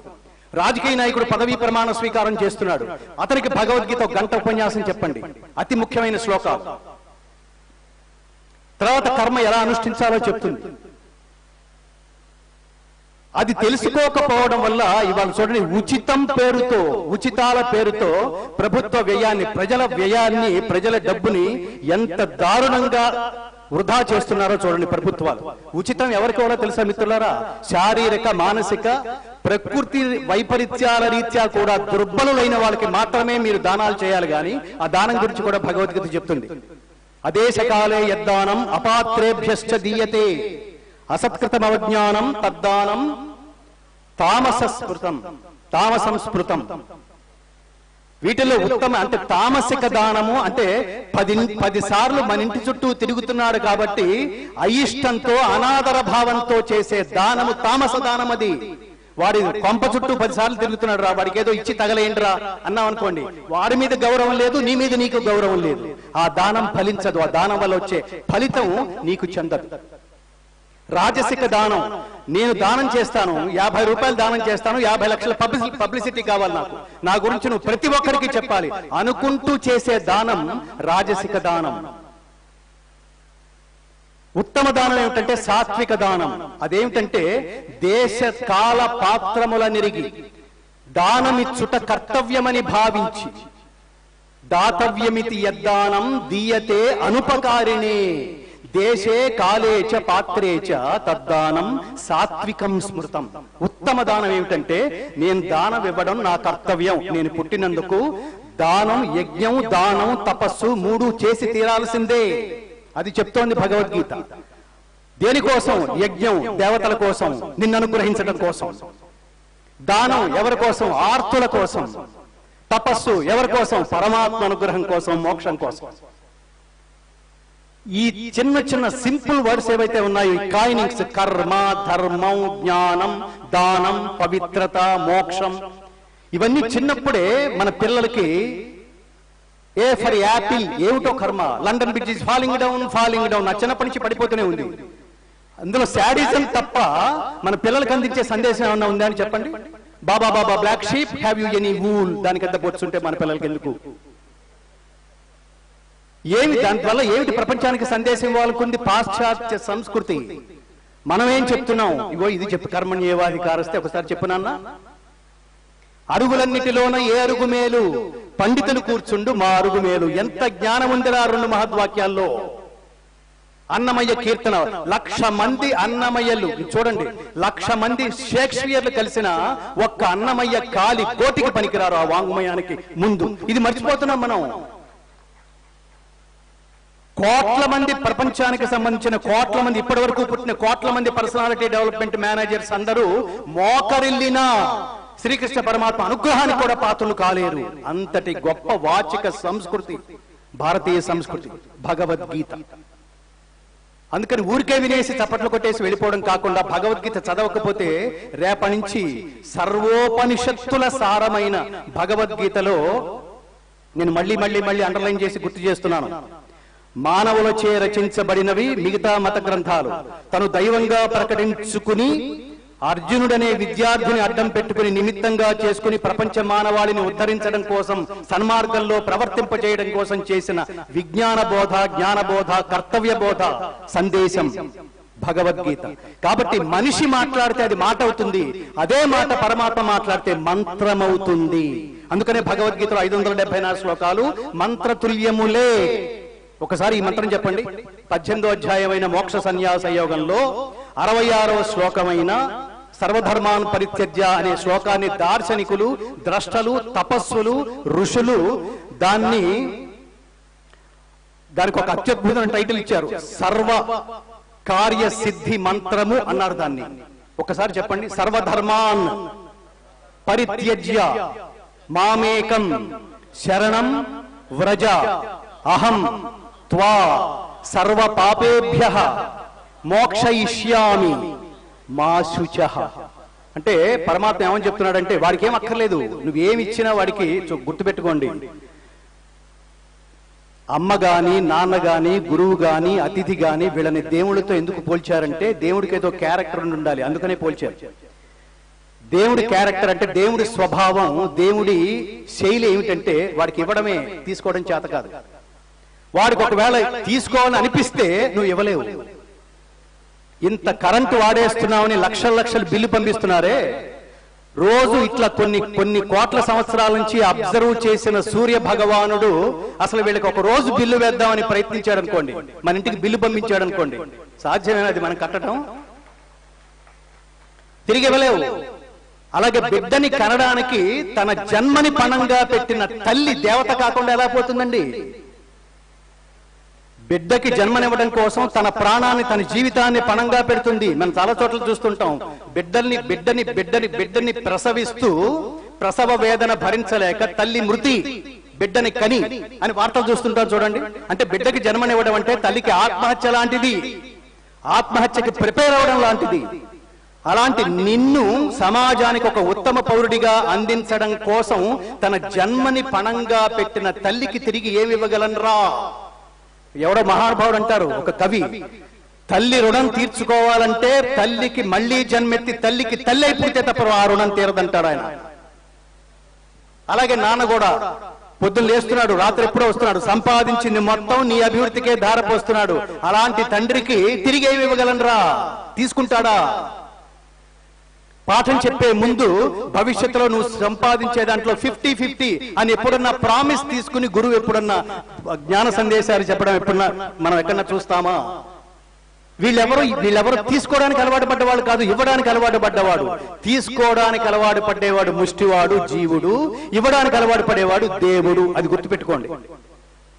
ఈ చిన్న రహస్యం తెలియక తిరుమల దాకా నడుచుకుంటూ వెళ్ళి ఒక 20 కోట్లు పెద్ద ఇంత కట్ట, ఇంత సంచి తిరుమల హుండీలో వేసి ఈ చుట్టూ తిరిగి దేవుడి దగ్గరికి వెళ్ళి నమస్కరిస్తూ ఆర్ యు సాటిస్ఫైడ్ అంటుంటాడు వాడు. ఎంత కర్మ! వాడేదో ఫైనాన్షియల్ ప్రాబ్లమ్స్ లో ఉన్నట్టు వాడు అడుగుతాడా? వాడికి అవసరమా? వాడి ప్రపంచం అంతా ఎక్కడో గొప్ప పాట రాస్తాడు, ఎంతో రసికుడు దేవుడు, ఎన్ని పువ్వులు, ఎన్ని రంగులు, ఎన్ని కాయలు ఇచ్చాడో అన్నిటిలో నిన్నే చూడమన్నాడు. ఏమైతే ఈ ప్రకృతి అంతా మనకిచ్చాడో దీన్ని ఆస్వాదించరా, దీని రహస్యం ఏమిటో తెలుసుకోరా, ప్రకృతి నుంచి నువ్వు నేర్చుకోవాల్సింది నేర్చుకోరా అన్నాడు. ఏమి నేర్చుకోవాలంటే, ఇప్పుడు నారాయణ రెడ్డి గారు ఎక్కడో పాట రాసినట్టు గుర్తు, కణకణలాడే ఎండకు శిరసు మాడిన మనకు తన నీడను అందించే చెట్టే అమ్మా, చారెడు నీళ్ళైన తాను దాచుకోక జగతికి సర్వస్వం అర్పించే మబ్బే అమ్మ. ఆ అమ్మలనే మించిన మా అమ్మకు రుణం తీర్చుకోలేను ఏ జన్మకు. కంటేనే అమ్మ నీ అంటే ఎలా, కరుణించే ప్రతి దేవత అమ్మే కదా, కన్న అమ్మే కదా. ఎంత గొప్ప పాట చూడండి. సముద్రం నుంచి నీళ్లు గ్రహించిన మబ్బు ఒక్క చుక్క కూడా తన కోసం దాచుకోకుండా మనకే ఇస్తుంది నాన్న. గోవులన్నీ తమ బిడ్డలు కాదు మనకే పాలిచ్చేస్తున్నాయి నాన్న. కణకణలాడే ఎండకు శిరస్సు మాడినా తను ఎండలో నిలబడి తలకాయ మాడిపోతున్నా మనకి అమ్మలాగా చల్లదనాన్ని పంచుతూ తన ఒడిలోకి చేర్చుకుని సేద తీరుస్తోంది చెట్టు. అందుకని పైడి తల్లి అన్నాం. భారతీయ సంస్కృతి భారతీయ సంప్రదాయం ఎంత గొప్పదంటే భగవద్గీతలో ఒక శ్లోకం రూపంలో చెప్తుంది, సర్వ ప్రాణుల యందు సర్వ ప్రాణులు అవి స్థావర జంగమాలన్నిటికీ పరమాత్మ నిన్ను నేను ఎలా చేరాలి, నిన్ను చేరాలనుకునే వాడికి ఉండవలసిన క్వాలిఫికేషన్ ఏమిటి అని అడిగాడు అర్జునుడు. దానికి భగవద్గీతలో 11 విశ్వరూపం చూసిన తర్వాత ఇంతటి రూపాన్ని నేను ఎలా చేరగలను, ఇంతటి రూపవంతుడైన నీ ఆశీస్సులు ఎలా పొందగలను అంటే పరమాత్ముడు చెప్పారు భగవద్గీతలో 11వ అధ్యాయంలో 55వ శ్లోకం, మత్ కర్మ కృన్మత్ పరమః మద్భక్త సంగవర్జిత నిర్వైర సర్వభూతేషు యస్సమాం ఏతి పాండవ. వీటిని పెద్దగా మీకు వివరించక్కర్లా, జాగ్రత్తగా వినండి. పాండవ, నేనే పరమగతి అని నమ్మి సమస్త కర్మలను భక్తి శ్రద్ధలతో నాకే అర్పించి సంగరహితుడై సమస్త ప్రాణుల యందు వైరము లేని, వైరభావము లేని, ద్వేషభావము లేని సమదృష్టి కలిగిన భక్తుడే నన్ను పొందగలుగును. అంతే. మొత్తం భగవద్గీత సారాంశం అంతా పరమాత్మ అనుగ్రహం పొందాలంటే ఏం చేయాలంటే తెల్లారు లేస్తే నీ అధర్మం, నీ అబద్ధాలు, నీ దురదృష్టకరమైన ఎన్నో పనులు మధ్యలోంచి ఒక 10 నిమిషాలు ఇవన్నీ చేస్తూనే దేవుడికి దండం పెట్టుకుంటే ఉపయోగం ఏమీ లేదు మిత్రులారా.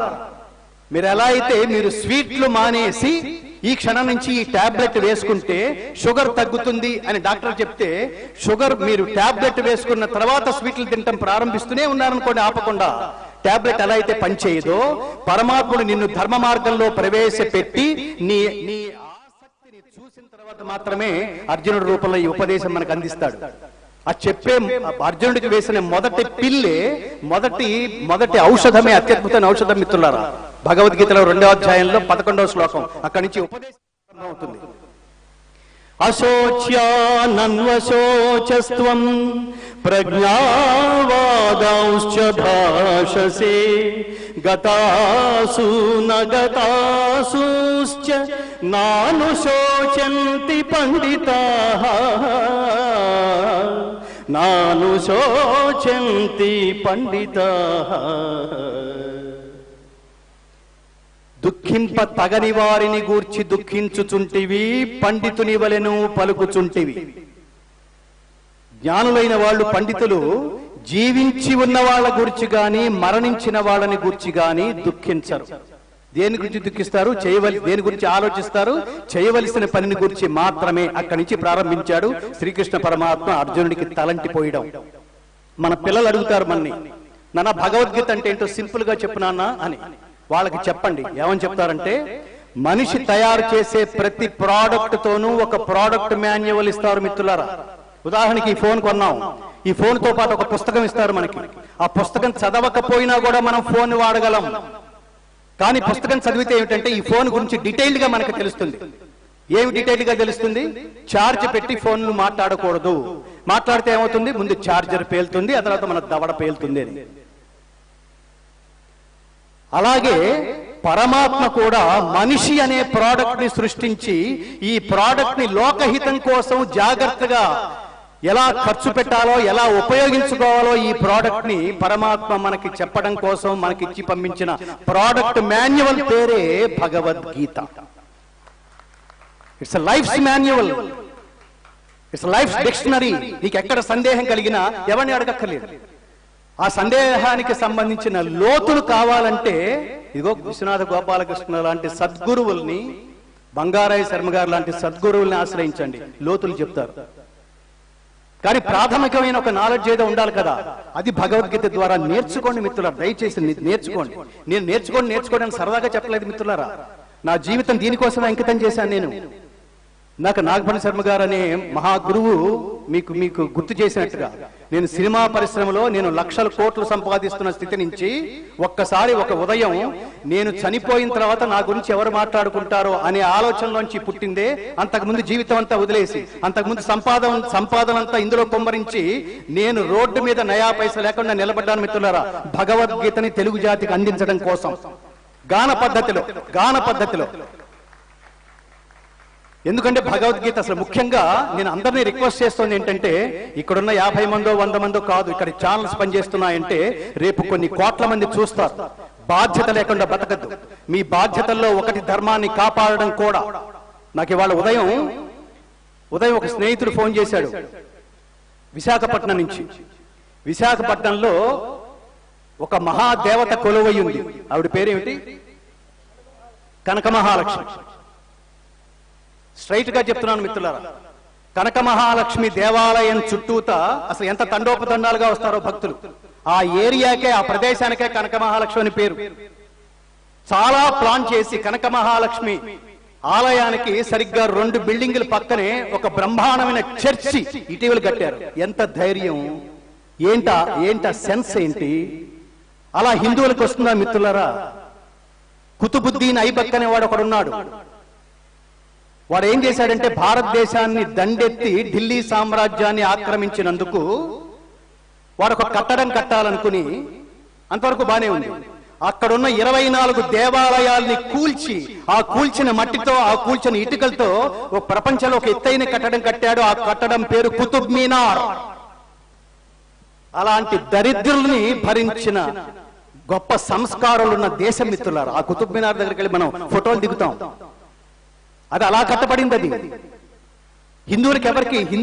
హిందువులకున్న పేషెన్స్, హిందువులకున్న ప్రేమ. నేను ఎప్పుడు చెప్తుంటాను, ప్రపంచంలో ఎవరిలోనైనా కలిసిపోగలిగే సంస్కారం, ఎవరినైనా తనలో కలుపుకోగలిగే సంస్కారం ఒక్క హిందువుకి మాత్రమే ఉంది. మిగతా మతాలు నిన్ను డైవర్ట్ చేయడం అనే పని మీద ఉంటారు తప్ప, మనకు చెప్పిన సిద్ధాంతం ఏమిటో తెలుసా? దీని పేరు ఆత్మౌపమ్యం. ఈ సిద్ధాంతం పేరు ఆత్మౌపమ్యం. ఆత్మౌపమ్యేన సర్వత్ర సమం పశ్యతి యః అర్జునః సుఖం వా యది వా దుఃఖం స యోగి పరమో మతః. అంటే సర్వప్రాణుల సుఖ దుఃఖాలని తన సుఖ దుఃఖాలతో పోల్చుకుని చూసేవాడు గొప్ప యోగి అని చెప్పబడుచున్నాడు. ఎంత ఐడియాలజీ మిత్రులారా! అందుకనే కదా నారాయణ రెడ్డి గారు గొప్ప మాట ఉంది, నా దేశం భగవద్గీత, నా దేశం అగ్ని పునీత సీత, నా దేశం కరుణాంతరంగా, నా దేశం సంస్కార గంగ. ప్రపంచం అంతా వెతుక్కోవాలి, మిగతా ప్రపంచం అంతా సంస్కారం ఎక్కడుందో వాళ్ళు వెతుక్కుని దేశాలన్నీ తిరిగి వస్తే సంస్కారం అంతా ఒక చోట కుప్ప పడవేసిన దేశం భారతదేశం అని రియలైజ్ అయింది మిత్రులారా. ఆ సంస్కారానికి పరాకాష్ఠ ఏమిటో తెలుసా? కృతజ్ఞత. ఆ కృతజ్ఞతకి పరాకాష్ఠ ఏమిటో తెలుసా మిత్రులారా? మనం జస్ట్ భోజనం అలా చేసేయము. భోజనం చేసే ముందు పరమాత్మ, నేను ఇవాళ నోట్లోకి 5 వేళ్లు వెళ్ళడానికి నువ్వే కారణం. నువ్విచ్చిన ఒక్క గింజని 1,00,000 గింజలు చేసుకున్నానేమో గాని మొదటి గింజని నేను సృష్టించలా, నువ్వే సృష్టించావు. అందుకని నీకు కృతజ్ఞతలు చెప్పడం కోసం నేను భోజనానికి ముందే కూర్చునే ముందు నేను సంప్రోక్షణ చేసి అవపోషణ పట్టి బ్రహ్మార్పణం, చెప్పండి, బ్రహ్మార్పణం, బ్రహ్మహవిః, బ్రహ్మాగ్నౌ, బ్రహ్మణాహుతం, బ్రహ్మైవతేన గంతవ్యం, బ్రహ్మ కర్మ సమాధిన. యజ్ఞపాత్రము బ్రహ్మము, హోమద్రవ్యము బ్రహ్మము, అగ్ని బ్రహ్మము, హోమము చేసేవాడు బ్రహ్మము, బ్రహ్మ కర్మ సమాధి చేత పొందదగు ఫలమంతా బ్రహ్మమనే తెలుస్తున్నా. బ్రహ్మం అంటే పరమాత్మ, పరబ్రహ్మము. అంటే సృష్టిలో ప్రతి వస్తువు పరబ్రహ్మ స్వరూపమే అని గుర్తెరిగిన ఆధ్యాత్మిక సంపన్నులున్న దేశం భారతదేశం. మీకు ఇంకా గొప్ప దృష్టాంతం చెప్పాలంటే, జీసస్ క్రైస్ట్ తన జీవిత ప్రారంభ దశలో 10 సంవత్సరాలు తన ఉన్న బెత్లెహేములో జెరూసలేం నుంచి తను మాయమైపోయి 10 సంవత్సరాలు ఇక్కడున్న హిమాలయ యోగుల్ని కలిసి వాళ్ళ దగ్గర క్రియాయోగా నేర్చుకున్నాడు. అంటే దాని అర్థం ఏమిటంటే యోగులకే యోగం నేర్పిన దేశం నా భారతదేశం. కాబట్టి ఈ సబ్జెక్ట్ ని మన తర్వాత తరం పిల్లలకి అందించాలని ఇది బాధ్యత అంటున్నా. ఇది వారసత్వ సంపద. నాకు ఇంత సంపద ఉంది నాన్న, నీ ఆస్తులే వాడికి రాయక్కర్లా. నువ్వు ఎంత కష్టపడి డబ్బు సంపాదించావో, ఏ తెలివితేటల చేత డబ్బు సంపాదించావో, ఏ తెలివితేటల చేత కష్టపడి పైకి వచ్చావో నీ బిడ్డలు కూడా అలాగే రాగలరు. వాళ్ళేం బద్దకష్టం చేయక్కర్లా. నా బిడ్డకి, నా పిల్లాడికి 1000 కోట్లు, నా కూతురికి 1000 కోట్లు, మాదాపూర్లో 25 ఎకరాలు, ఇంకో చోట 1,00,000. ఏమి కర్మది? వాడు కష్టపడలేదు కాబట్టి డెఫినెట్ గా 3వ తరం వాడో 4వ తరం వాడో నీ ఆస్తిని మొత్తం సర్వనాశనం చేసేవాడు ఒకడు పుడతాడు. కానీ వాడికి నువ్వు ఇవ్వాల్సిన నిజమైన ఆస్తి ఏమిటంటే ఇది జ్ఞాన సంపద ఈజ్ రియల్ ప్రాపర్టీ, శాశ్వతమైన ప్రాపర్టీ. మిగతా ప్రాపర్టీస్ అన్ని వస్తాయి పోతాయి, ఇది వచ్చాయంటే పోదు. దానికి ఉదాహరణ నా జీవితం మిత్రులారా. మా నాయనమ్మ చిన్నప్పుడు నేను 6వ తరగతి చదువుతున్నప్పుడు నా వేలు పట్టుకుని నడిపించుకుంటూ తీసుకువెళ్ళి దేవాలయంలో తను అందరికీ భగవద్గీతోపదేశం చేస్తూ నాకు బాగా ఊహొచ్చిన తర్వాత నా నాయనమ్మ లేదు. కానీ ఆ నాయనమ్మ ఏ సంకల్పంతో అయితే నాకు ఆ జ్ఞాన భిక్ష పెట్టిందో ఆ జ్ఞాన భిక్షే నేను తెలుగు వాళ్ళందరికీ తొలి తాత్పర్య సహిత సంగీత భరిత సంపూర్ణ భగవద్గీతని అందించే భారతదేశంలో మొట్టమొదటి గాయకుడిగా నేను నిలబడ్డాను అంటే నా నాయనమ్మ ఆశీస్సు. నేను నా తల్లిని ఎలా అయితే నా నాయనమ్మని ఎలా అయితే నేను గుర్తు చేసుకున్నానో మీ వంశం కూడా మిమ్మల్ని అలా గుర్తు చేసుకునే స్థాయిలో ఉండండి. డబ్బు ఎవడైనా సంపాదించుకోగలడు. శ్రీరాముడిని అడిగారు. శ్రీరాముడికి గంగలో స్నానం కౌసల్య సుప్రజారామ అని మేల్కొలిపిన విశ్వామిత్ర మహర్షిని ఆర్తిగా అలా చూస్తూ, గురువర్య ఇప్పుడు మనం గంగలో స్నానం చేయబోతున్నాం కదా, ఈ గంగ వృత్తాంతం తెలుసుకోవాలంది. అది ఉత్తమ శిష్యుడికి ఉండే యాటిట్యూడ్. అప్పుడు ఆయన గంగ వృత్తాంతం చెప్పాడు. నాన్న, నీకంటే 17 తరాల ముందు ఒకడున్నాడు రా, వాడి పేరు భగీరథుడు. పాతాళంలో బూడిద కుప్పలై పడి ఉన్న పితరులకి సద్గతులు ప్రాప్తింప చేయడం కోసం 600 మంది సగర పుత్రులు వాళ్ళు పాతాళంలో బూడిద కుప్పలై పడి ఉంటే సద్గతుల్ని పొందలేక అల్లల్లాడుతున్నారా వాళ్ళు అని చెప్తే, వాళ్ళకి సద్గతులు ప్రాప్తింప చేయడం కోసం ఆకాశగంగని భూమిపైకి దింపి అక్కడి నుంచి పాతాళంలోకి తీసుకెళ్లి ఆ బూడిదల కుప్పల మీదుగా గంగను ప్రవహింప చేయడం ద్వారా సద్గతులు ప్రసాదింప చేసిన గొప్ప తపస్విరా మీ ముత్తాత భగీరథుడు అని చెప్తే ఎందుకు చెప్పారో తెలుసా? ఆయనకి ఏమర్థమైందో తెలుసా? నా ముత్తాత అంతటి గొప్పవాడైతే నేను ఇంకెంత సాధించాలో అనే బీజం పడింది. అందుకని గుర్తుపెట్టుకోండి, నేను స్టూడెంట్స్కి చెప్తుంటాను, పెద్దవాళ్ళు కూడా చెప్తుంటాను, మీ వంశంలో పేరున్నవాడు లేకపోతే ఆ పేరు మీతోనే ప్రారంభం అవ్వాలి. అందుకోసం కృషి చేయండి. మీ వంశంలో ఎవడన్నా గొప్ప పేరున్నవాడు ఒక మహానుభావుడు ఉంటే ఆ పేరుకి 10ంతల పేరు తెచ్చేందుకు కృషి చేయండి. ఈ 2 చేసి తీరాల్సిందే, లేకపోతే అది జీవితం కాదు. చాలా మంది ఇప్పుడు నీది ఒక బాధ్యత లేకుండా ఎవడైతే వాడి కోసమే బతుకుతాడో, కేవలం ధనార్జన కోసమే బతుకుతాడో వాడి గురించి మహాకవి శ్రీశ్రీ ఒక గొప్ప మాట అంటాడు తిడుతూ, నీది ఒక బతుకేనా కుక్కల వలె నక్కల వలె సందులలో పందుల వలె. మిగతా జంతువులు ఉన్న 84 లక్షల రకాల జీవరాశులు అవి పుడతాయి పోతాయి, కానీ పరమాత్మ జ్ఞానం ఎప్పటికీ కలగదు. పరమాత్మ జ్ఞానం తపస్సు అనే ప్రయాణం ద్వారా, తపస్సు అనే బ్రిడ్జి మించి పరమాత్మను చేరుకోగలిగే జ్ఞానం, ఆసక్తి, ఆ శక్తి ఒక్క మనిషికి మాత్రమే ఇచ్చినప్పుడు మనిషి కూడా మెటీరియలిస్టిక్ లైఫ్ లో ఇవాళ నేను ఎంత సంపాదించానో, ఇవాళ వచ్చింది రేపు పోయింది. డబ్బుకుండే లక్షణం అది, ప్రాపర్టీస్ కుండే లక్షణం అది. ఇవాళ నీ చేతిలో ఉంటుంది, రేపు ఇంకోటి చేతిలో ఉంటుంది. ఇవాళ స్థలం నీ చేతిలో ఉంది, రేపు ఇంకోటి ఎవడో కబ్జా చేస్తాడు, ఏదో కొనుక్కుంటాడు. నాది అందుకనే పాత రోజుల్లో పాటలు చూడండి.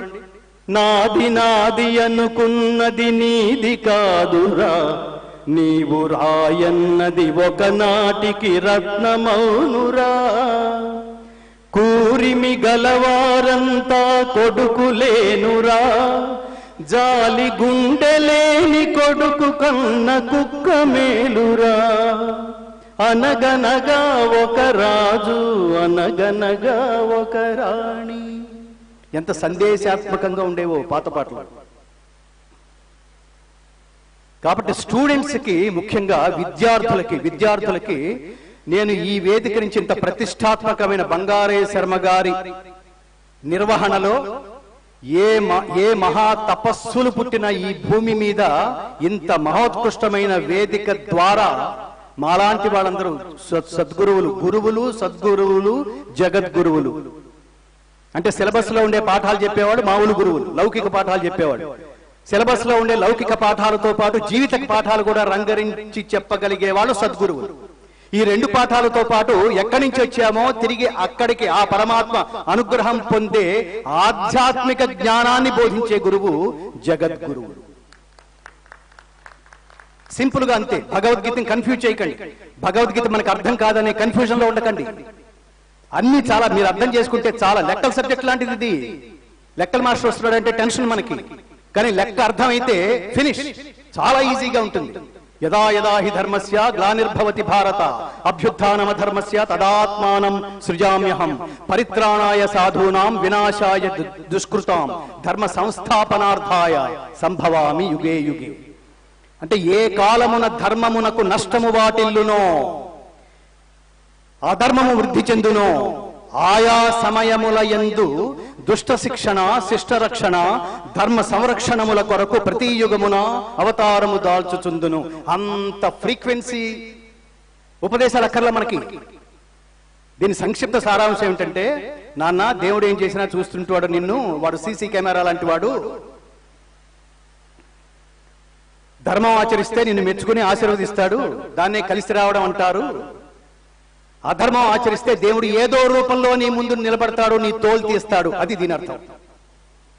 సంభవామి యుగే, నీ తోలు తీయడానికి ఉంటాడు అక్కడ, అంతే. ఒక పోలీస్ ఆఫీసర్ రూపంలో కావచ్చు. ఇది జీవిత. మీరు తల్లిదండ్రులు మీ విలువైన సమయాన్ని బిడ్డలతో ఆధ్యాత్మికంగా కొంతసేపు గడపకపోవడం వల్ల కదా ఇవాళ చిన్నపిల్లల మీద రేపులు జరుగుతున్నాయి. నేను ఇంకో విషయం కూడా స్పష్టం చేస్తున్నాను. విశ్వనాథ గోపాలకృష్ణ గారు లాంటి మహాత్ములు, మాడుగుల నాగపల్లి శర్మ గారు లాంటి మహాత్ములు, చాగంటి కోటేశ్వరరావు గారు లాంటి మహాత్ములు, గరికపాటి నరసింహారావు గారి మహాత్ములు ఒకప్పటి కంటే కూడా ఇవాళ ఆధ్యాత్మిక ఉపన్యాసాలకి అసలు ఏమాత్రం కొదవలేదు మిత్రులారా, కొదవలేదు. ఇదివరకు అక్కడక్కడ ఉండేవాళ్ళు. ఒక ఉషశ్రీ ఎప్పుడో రేడియోలో పెడితే ఒక ఉషశ్రీ గారు, ఆ తర్వాత టీవీల్లో ఇంకొక మహాత్ములు, ఈ మధ్యనే మల్లాజీ చంద్రశేఖర శాస్త్రి గారు, ఇలా ఎక్కడో అక్కడ విత్తనాలు నాటినట్టు కనిపించేవాళ్ళు. ఇప్పుడు అసలు ఆధ్యాత్మికవేత్తలకి కొదవలేదు మిత్రులారా. అయినా క్రైమ్ రేటు తగ్గట్లేదు. ఎందుకని జాగ్రత్తగా ఆలోచించండి. ఆధ్యాత్మిక సందేశాలకి కొదవలేదు, క్రైమ్ రేటు మాత్రం దినదినాభివృద్ధి చెందుతుంది. ఎందుకో తెలుసా మిత్రులారా? చప్పట్లు కొట్టి వెళ్ళిపోతున్నారు. ఆచరించే ఉద్దేశంతో రావటల్లా. ఏదో అక్కడికి వెళ్ళి కూర్చుంటే కాసేపు మనశ్శాంతి వస్తుంది. మనశ్శాంతి కోసం ఇది ఆచరణకి సంబంధించింది, మనశ్శాంతుల కోసం కాదు. త్యాగం దేని వల్ల వస్తుందో భగవద్గీత చెప్తుంది. త్యాగాత్ శాంతి అనంతరం, త్యాగం వల్లే శాంతి వస్తుంది, శాంతి లభిస్తుంది. ఆ త్యాగం అంటే ఏమిటి? కర్మఫల త్యాగమే త్యాగము. కర్మఫల త్యాగం అంటే ఏమిటి? నువ్వు పని చేయి, త్రికరణ శుద్ధిగా పని చేయి, వచ్చిన ఫలితాన్ని పరమాత్మకు అర్పించు. అదే చెప్తాడు, సర్వధర్మాన్ పరిత్యజ్య. ధర్మాన్ని పరిత్యజించడం అని కాదు దాని అర్థం. సమస్త కర్మ ఫలములను నాకు అర్పించు. నీకు ఇంకా గర్వం, అహంకారం అనేది జీవితంలో రాదు మిత్రులారా. భగవద్గీత చదివితే ఏమొస్తుంది అంటే, మన జీవితం అనే డిక్షనరీలోంచి నేను అనే మమకారం పోతుంది, నాది అనే మమకారం పోతుంది, నేను అనే అహంకారం పోతుంది. రెండూ పోవలసినవే. ఎందుకు పోవాలో తెలుసా మిత్రులారా? రెండూ శాశ్వతం కాదు కాబట్టి. యదృశ్యం తన్నశ్యం. ఏదైతే చూస్తున్నావో అవన్నీ నశించిపోవాల్సిందే. నశించిపోయే వాటి మీద నువ్వు ప్రేమ పెంచుకోకుండా ఇప్పుడు ఏదైతే విద్యుక్త ధర్మం, నీకు అంటగట్టబడిన ధర్మం, కర్మ ఏదైతే ఉందో సిన్సియర్ గా పనిచేయరా, ఆ పనిలో పేరు తెచ్చుకోరా, వెళ్ళిపోరా, ఫలితం నీకు సంబంధం లేదు. ఘంటసాల గారు భగవద్గీత పాడి మొట్టమొదటి రికార్డు కూడా వినలేదు గురువు గారు. ఆయన పాడేసి జాతికిచ్చి వెళ్ళిపోయాడు. ఆయన దాన్ని ఎలా ఉపయోగించాలి, ఎక్కడ ఉపయోగించాలో తెలుసుకోకుండా మరణాలకి సంకేతంగా భగవద్గీతను ఉపయోగిస్తారా? ఎంత దారుణం అది! భగవద్గీత జీవన గీత, మరణ గీత కాదు, కారాదు. నేను ఏమని చెప్తున్నానంటే, భగవద్గీత అన్ని చోట్ల ప్రదర్శించండి, అప్పుడు మరణాల దగ్గర కూడా ప్రదర్శించండి, తప్పులేదు. కానీ మరణాల దగ్గర మాత్రమే. మా తాత పోయాడు, మా నాన్న అటక మీద నుంచి భగవద్గీత క్యాసెట్ తీసి ప్లే చేశాడు, ఇప్పుడు ఆయన కూడా పోయాడు, ఇప్పుడు నేను అటకెక్కుతా, భగవద్గీత తీస్తా, ఇప్పుడు అక్కడ పెడతా. ఏమిటది? దానివల్ల ఏమవుతుందో తెలుసా? భగవద్గీత ఎక్కడ చెప్పాలని ఎవరన్నా ప్రయత్నిస్తే, సార్ నాకు ఇప్పుడు ఏదో మూడు బాగుంది, భగవద్గీత చెప్పిన మూడు ఎందుకు సార్ పాడు చేస్తారు అనే స్థితికి భగవద్గీతను తీసుకెళ్లిపోయారు మిత్రులారా. నిజానికి అక్కడ మూడు పాడైపోయిన అర్జునుడికి మూడు తెప్పించడం కోసం, ఏం మూడది? కర్తవ్యం, కర్తవ్య దీక్ష. ఏమిటా కర్తవ్య దీక్ష? రాజుకు ఉండే స్వధర్మం. ఏమిటా స్వధర్మం? సత్పరిపాలన, ప్రజల్ని కనబిడ్డలాగా పరిపాలించటం. యుద్ధం చేసే పరిస్థితి వస్తే ధర్మ యుద్ధం చేయటం. ఈ రెండే రాజు ధర్మాలు. దాన్ని విస్మరించి ఏమన్నాడంటే, నేను భిక్షమెత్తుకుని వీళ్ళందరినీ నేను చంపిన నెత్తుటికూటితో రాజ్యాన్ని భోగించడం కంటే వీళ్ళందరినీ సంహరించకుండా భిక్షమెత్తుకుని బతకడమైనా మేలనిపిస్తోంది అరిసూదన అన్నాడు ఆయన. రాజు మాట్లాడకూడని మాటలు ఏమిటవి? మడమ తిప్పి నేను వెన్ను చూపించి వెళ్ళిపోతాననే మాట మాట్లాడకూడదు. రెండోది ముష్టెత్తుకుని బతుకుతానైనా అనే మాట మాట్లాడకూడదు. ఈ రెండు మాట్లాడాడు. కాబట్టి అతనికి ఉపదేశించిన కర్తవ్యోపదేశం ద్వారా, అండర్లైన్ అంటే ఇది అర్జునుడికి మాత్రమే కాదు మిత్రులారా. భగవద్గీత అంతా విన్న తర్వాత అర్జునుడు కాషాయాలు కట్టుకుని తపస్సు చేయడానికి వెళ్ళిపోలేదు హిమాలయాలకి. లేచాడు, నిలబడ్డాడు, యుద్ధం చేశాడు, గెలిచాడు. భగవద్గీత అంటే ఏమిటి? విజయానికి 18 మెట్లు అనే గ్రంథం. కాబట్టి అర్జునుడికి ఉపదేశించిన శ్రీకృష్ణుడు అర్జునుడికి ఉపదేశించిన భగవద్గీత అర్జునుడికి ఉపయోగపడ్డప్పుడు మనకు ఉపయోగపడదా మిత్రులారా? కాబట్టి అందుకని ఈ జీవన గీత అయిన భగవద్గీతని మనం చదివి మన బిడ్డలకి నేర్పించి స్వార్థరహిత ఉత్తమ సమాజ నిర్మాణానికి దోహదపడవలసిందిగా మీ అందరినీ అభ్యర్థిస్తూ, ఈ వేదిక నుంచి మన రాష్ట్ర ప్రభుత్వాలకి, గుజరాత్ ప్రభుత్వం భగవద్గీతని బాల్య దశ నుంచే బిడ్డలకు నేర్పించే విధంగా విద్యా విధానంలో ప్రవేశపెట్టినట్టు,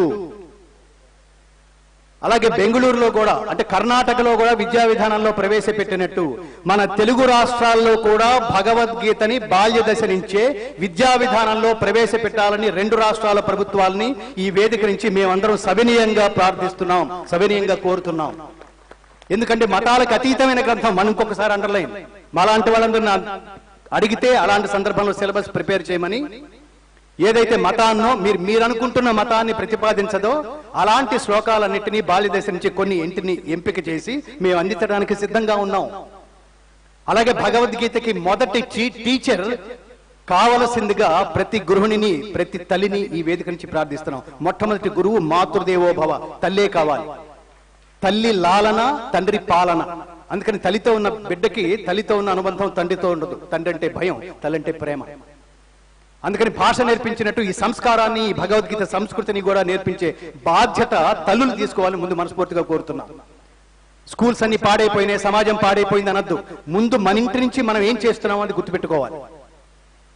అలా అందించవలసిందిగా కోరుతూ, మరొక విజ్ఞాపన ఏమిటంటే, ఈ దేశానికి, భారతదేశంలో పుట్టిన భగవద్గీతని ప్రపంచంలో అత్యధిక ప్రాంతం అజ్ఞానాంధకారంలో మునిగి ఉన్న సమయంలో భారతదేశం ఆధ్యాత్మిక ప్రకాశమై జాగృతమై విరాజిల్లి భగవద్గీత పేరుతో ప్రపంచాన్ని పావనం చేసిన నేపథ్యంలో భగవద్గీత పుట్టిన ఈ దేశంలో పార్లమెంట్లో నిలబడి భగవద్గీతని జాతీయ గ్రంథం చేయాలని అనుకుంటున్నాం. ఆసక్తి ఉన్నవాళ్ళు, సపోర్ట్ చేసేవాళ్ళు చేతులు ఎత్తండి అంటే ఒకళ్ళు ఇద్దరు కూడా ఎత్తరా. ఉమ్మేయరు ఈ జాతి ఉమ్మేయదు అలాంటి వాళ్ళ మీద. మన ప్రాపర్టీ ఇది, మన ఆస్తి ఇది, మన స్థిరాస్తి ఇది, మన జ్ఞాన సంబంధమైన ఆస్తి ఇది. దీన్ని కాపాడుకునే ప్రయత్నం అట్లీస్ట్ మోడీ ప్రభుత్వం చేయకపోతే ఇంకే ప్రభుత్వం చేయలేదు మిత్రులారా. సో ఆ సందర్భంగా ధర్మం గురించి గట్టిగా మాట్లాడే అవకాశం, ఎలుగెత్తి మాట్లాడే అవకాశం ఏ మహాత్ముడు ప్రధానమంత్రిగా ఉండటం కారణంగా రాముడికి గుడిగట్టే స్థితి ప్రస్తుత పరిస్థితిలో కలిగిందో ఆ మహాత్ముడికి నమస్కారం. అలాగే ఏ మహాత్ముడు లేకపోతే కాశ్మీర్ సమస్య మనకి పరిష్కారం కాదు అని మనకి కన్ఫర్మ్డ్ గా తెలుసో, అలాంటి మహాత్ముడు వల్ల ఆ సమస్య పరిష్కరించబడింది అంటే పరమాత్ముడు ఆయనకి ఆయుష్, ఆరోగ్యం, సంపద, ఐశ్వర్యం, విజయం, స్థిరమైన నీతి ఇలాగే కొనసాగించవలని దేవుని ప్రార్థిస్తున్నాం, శంకరుని ప్రార్థిద్దాం.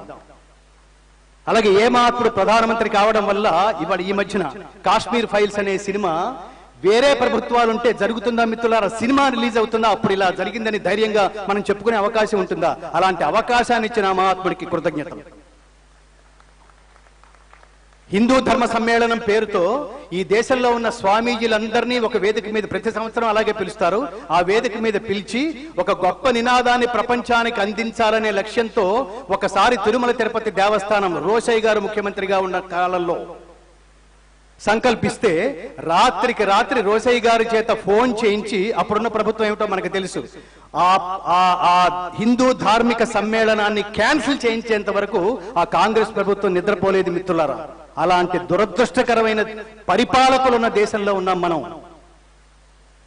కాబట్టి ఏ మహాత్ముడు కొనసాగితే ధర్మం 4 కాళ్ళ 4 పాదాల ఆనందంగా నడుస్తుందో, శాంతిమయంగా నడుస్తుందో, అలాంటి వాడినే కొనసాగించే స్థితిని, స్థైర్యాన్ని పరమాత్ముడు ఈ దేశానికి ఎల్లప్పుడూ ఇవ్వాలని మనస్ఫూర్తిగా కోరుకుంటూ, భగవద్గీతని జాతీయ గ్రంథంగా అతి త్వరలోనే మనం చూడాలని కోరుకుంటూ, అందుకు పరిపూర్ణమైన ఆశీస్సులు శంకరులు మనకు అనుగ్రహించాలని ప్రార్థిస్తూ, ఒకసారి చెప్పండి, జై శ్రీకృష్ణ.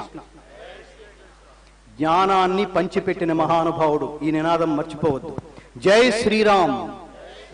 ధర్మాన్ని ఆచరించి చూపించిన మహాత్ముడు శ్రీరాముడు, ఈ నినాదాన్ని మర్చిపోవద్దు. భారత్ మాతాకి, ఈ ఇద్దరు మహాత్ముల్ని కన్న నా దేశం మర్చిపోవద్దు.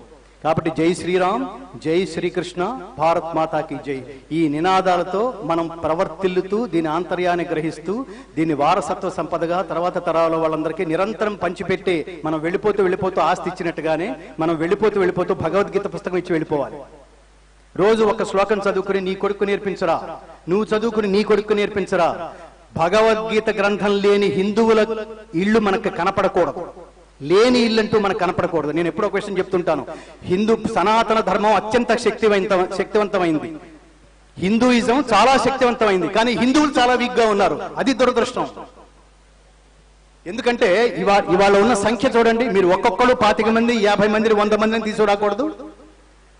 ఎన్ని రోజులు నిద్రలేని రాత్రులు గడిపితే ఇవాళ ఈ కార్యక్రమం మీద కనీసం ఇంతమంది అన్నా కూర్చొని వింటున్నారంటే బంగారయ్య శర్మ గారి పాదాలకు నమస్కారం చేయొద్దు. ఒక మనిషి పూనుకుంటే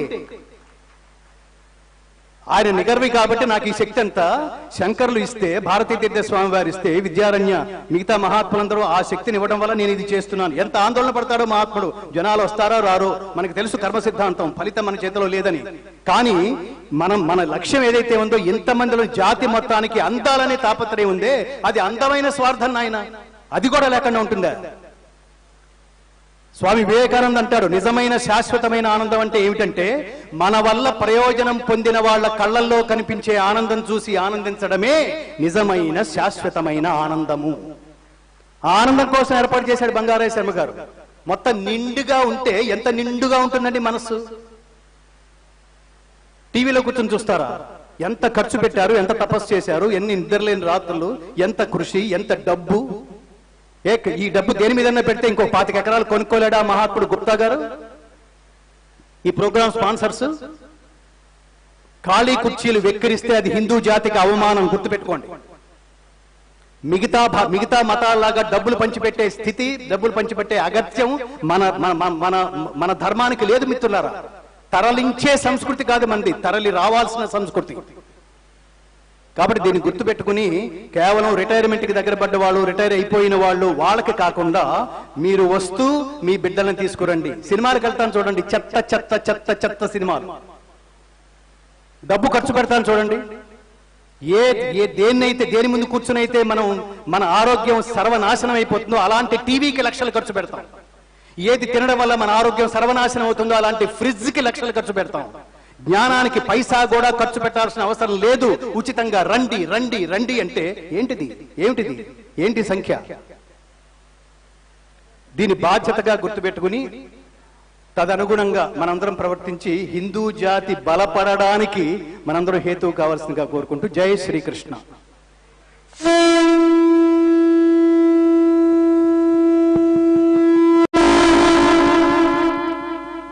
ఒక్కసారి గట్టిగా మనందరి కరతాళ ధ్వనులతో గట్టిగా లేచి నిల్చొని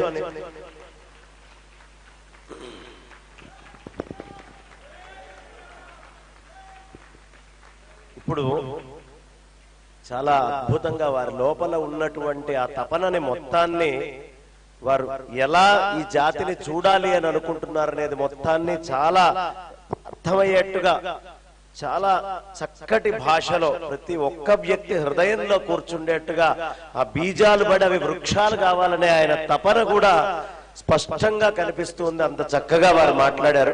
ఒక్కసారి గట్టిగా మన కరతాళ ధ్వనులతో ఆనందాన్ని తెలియపరచుకొని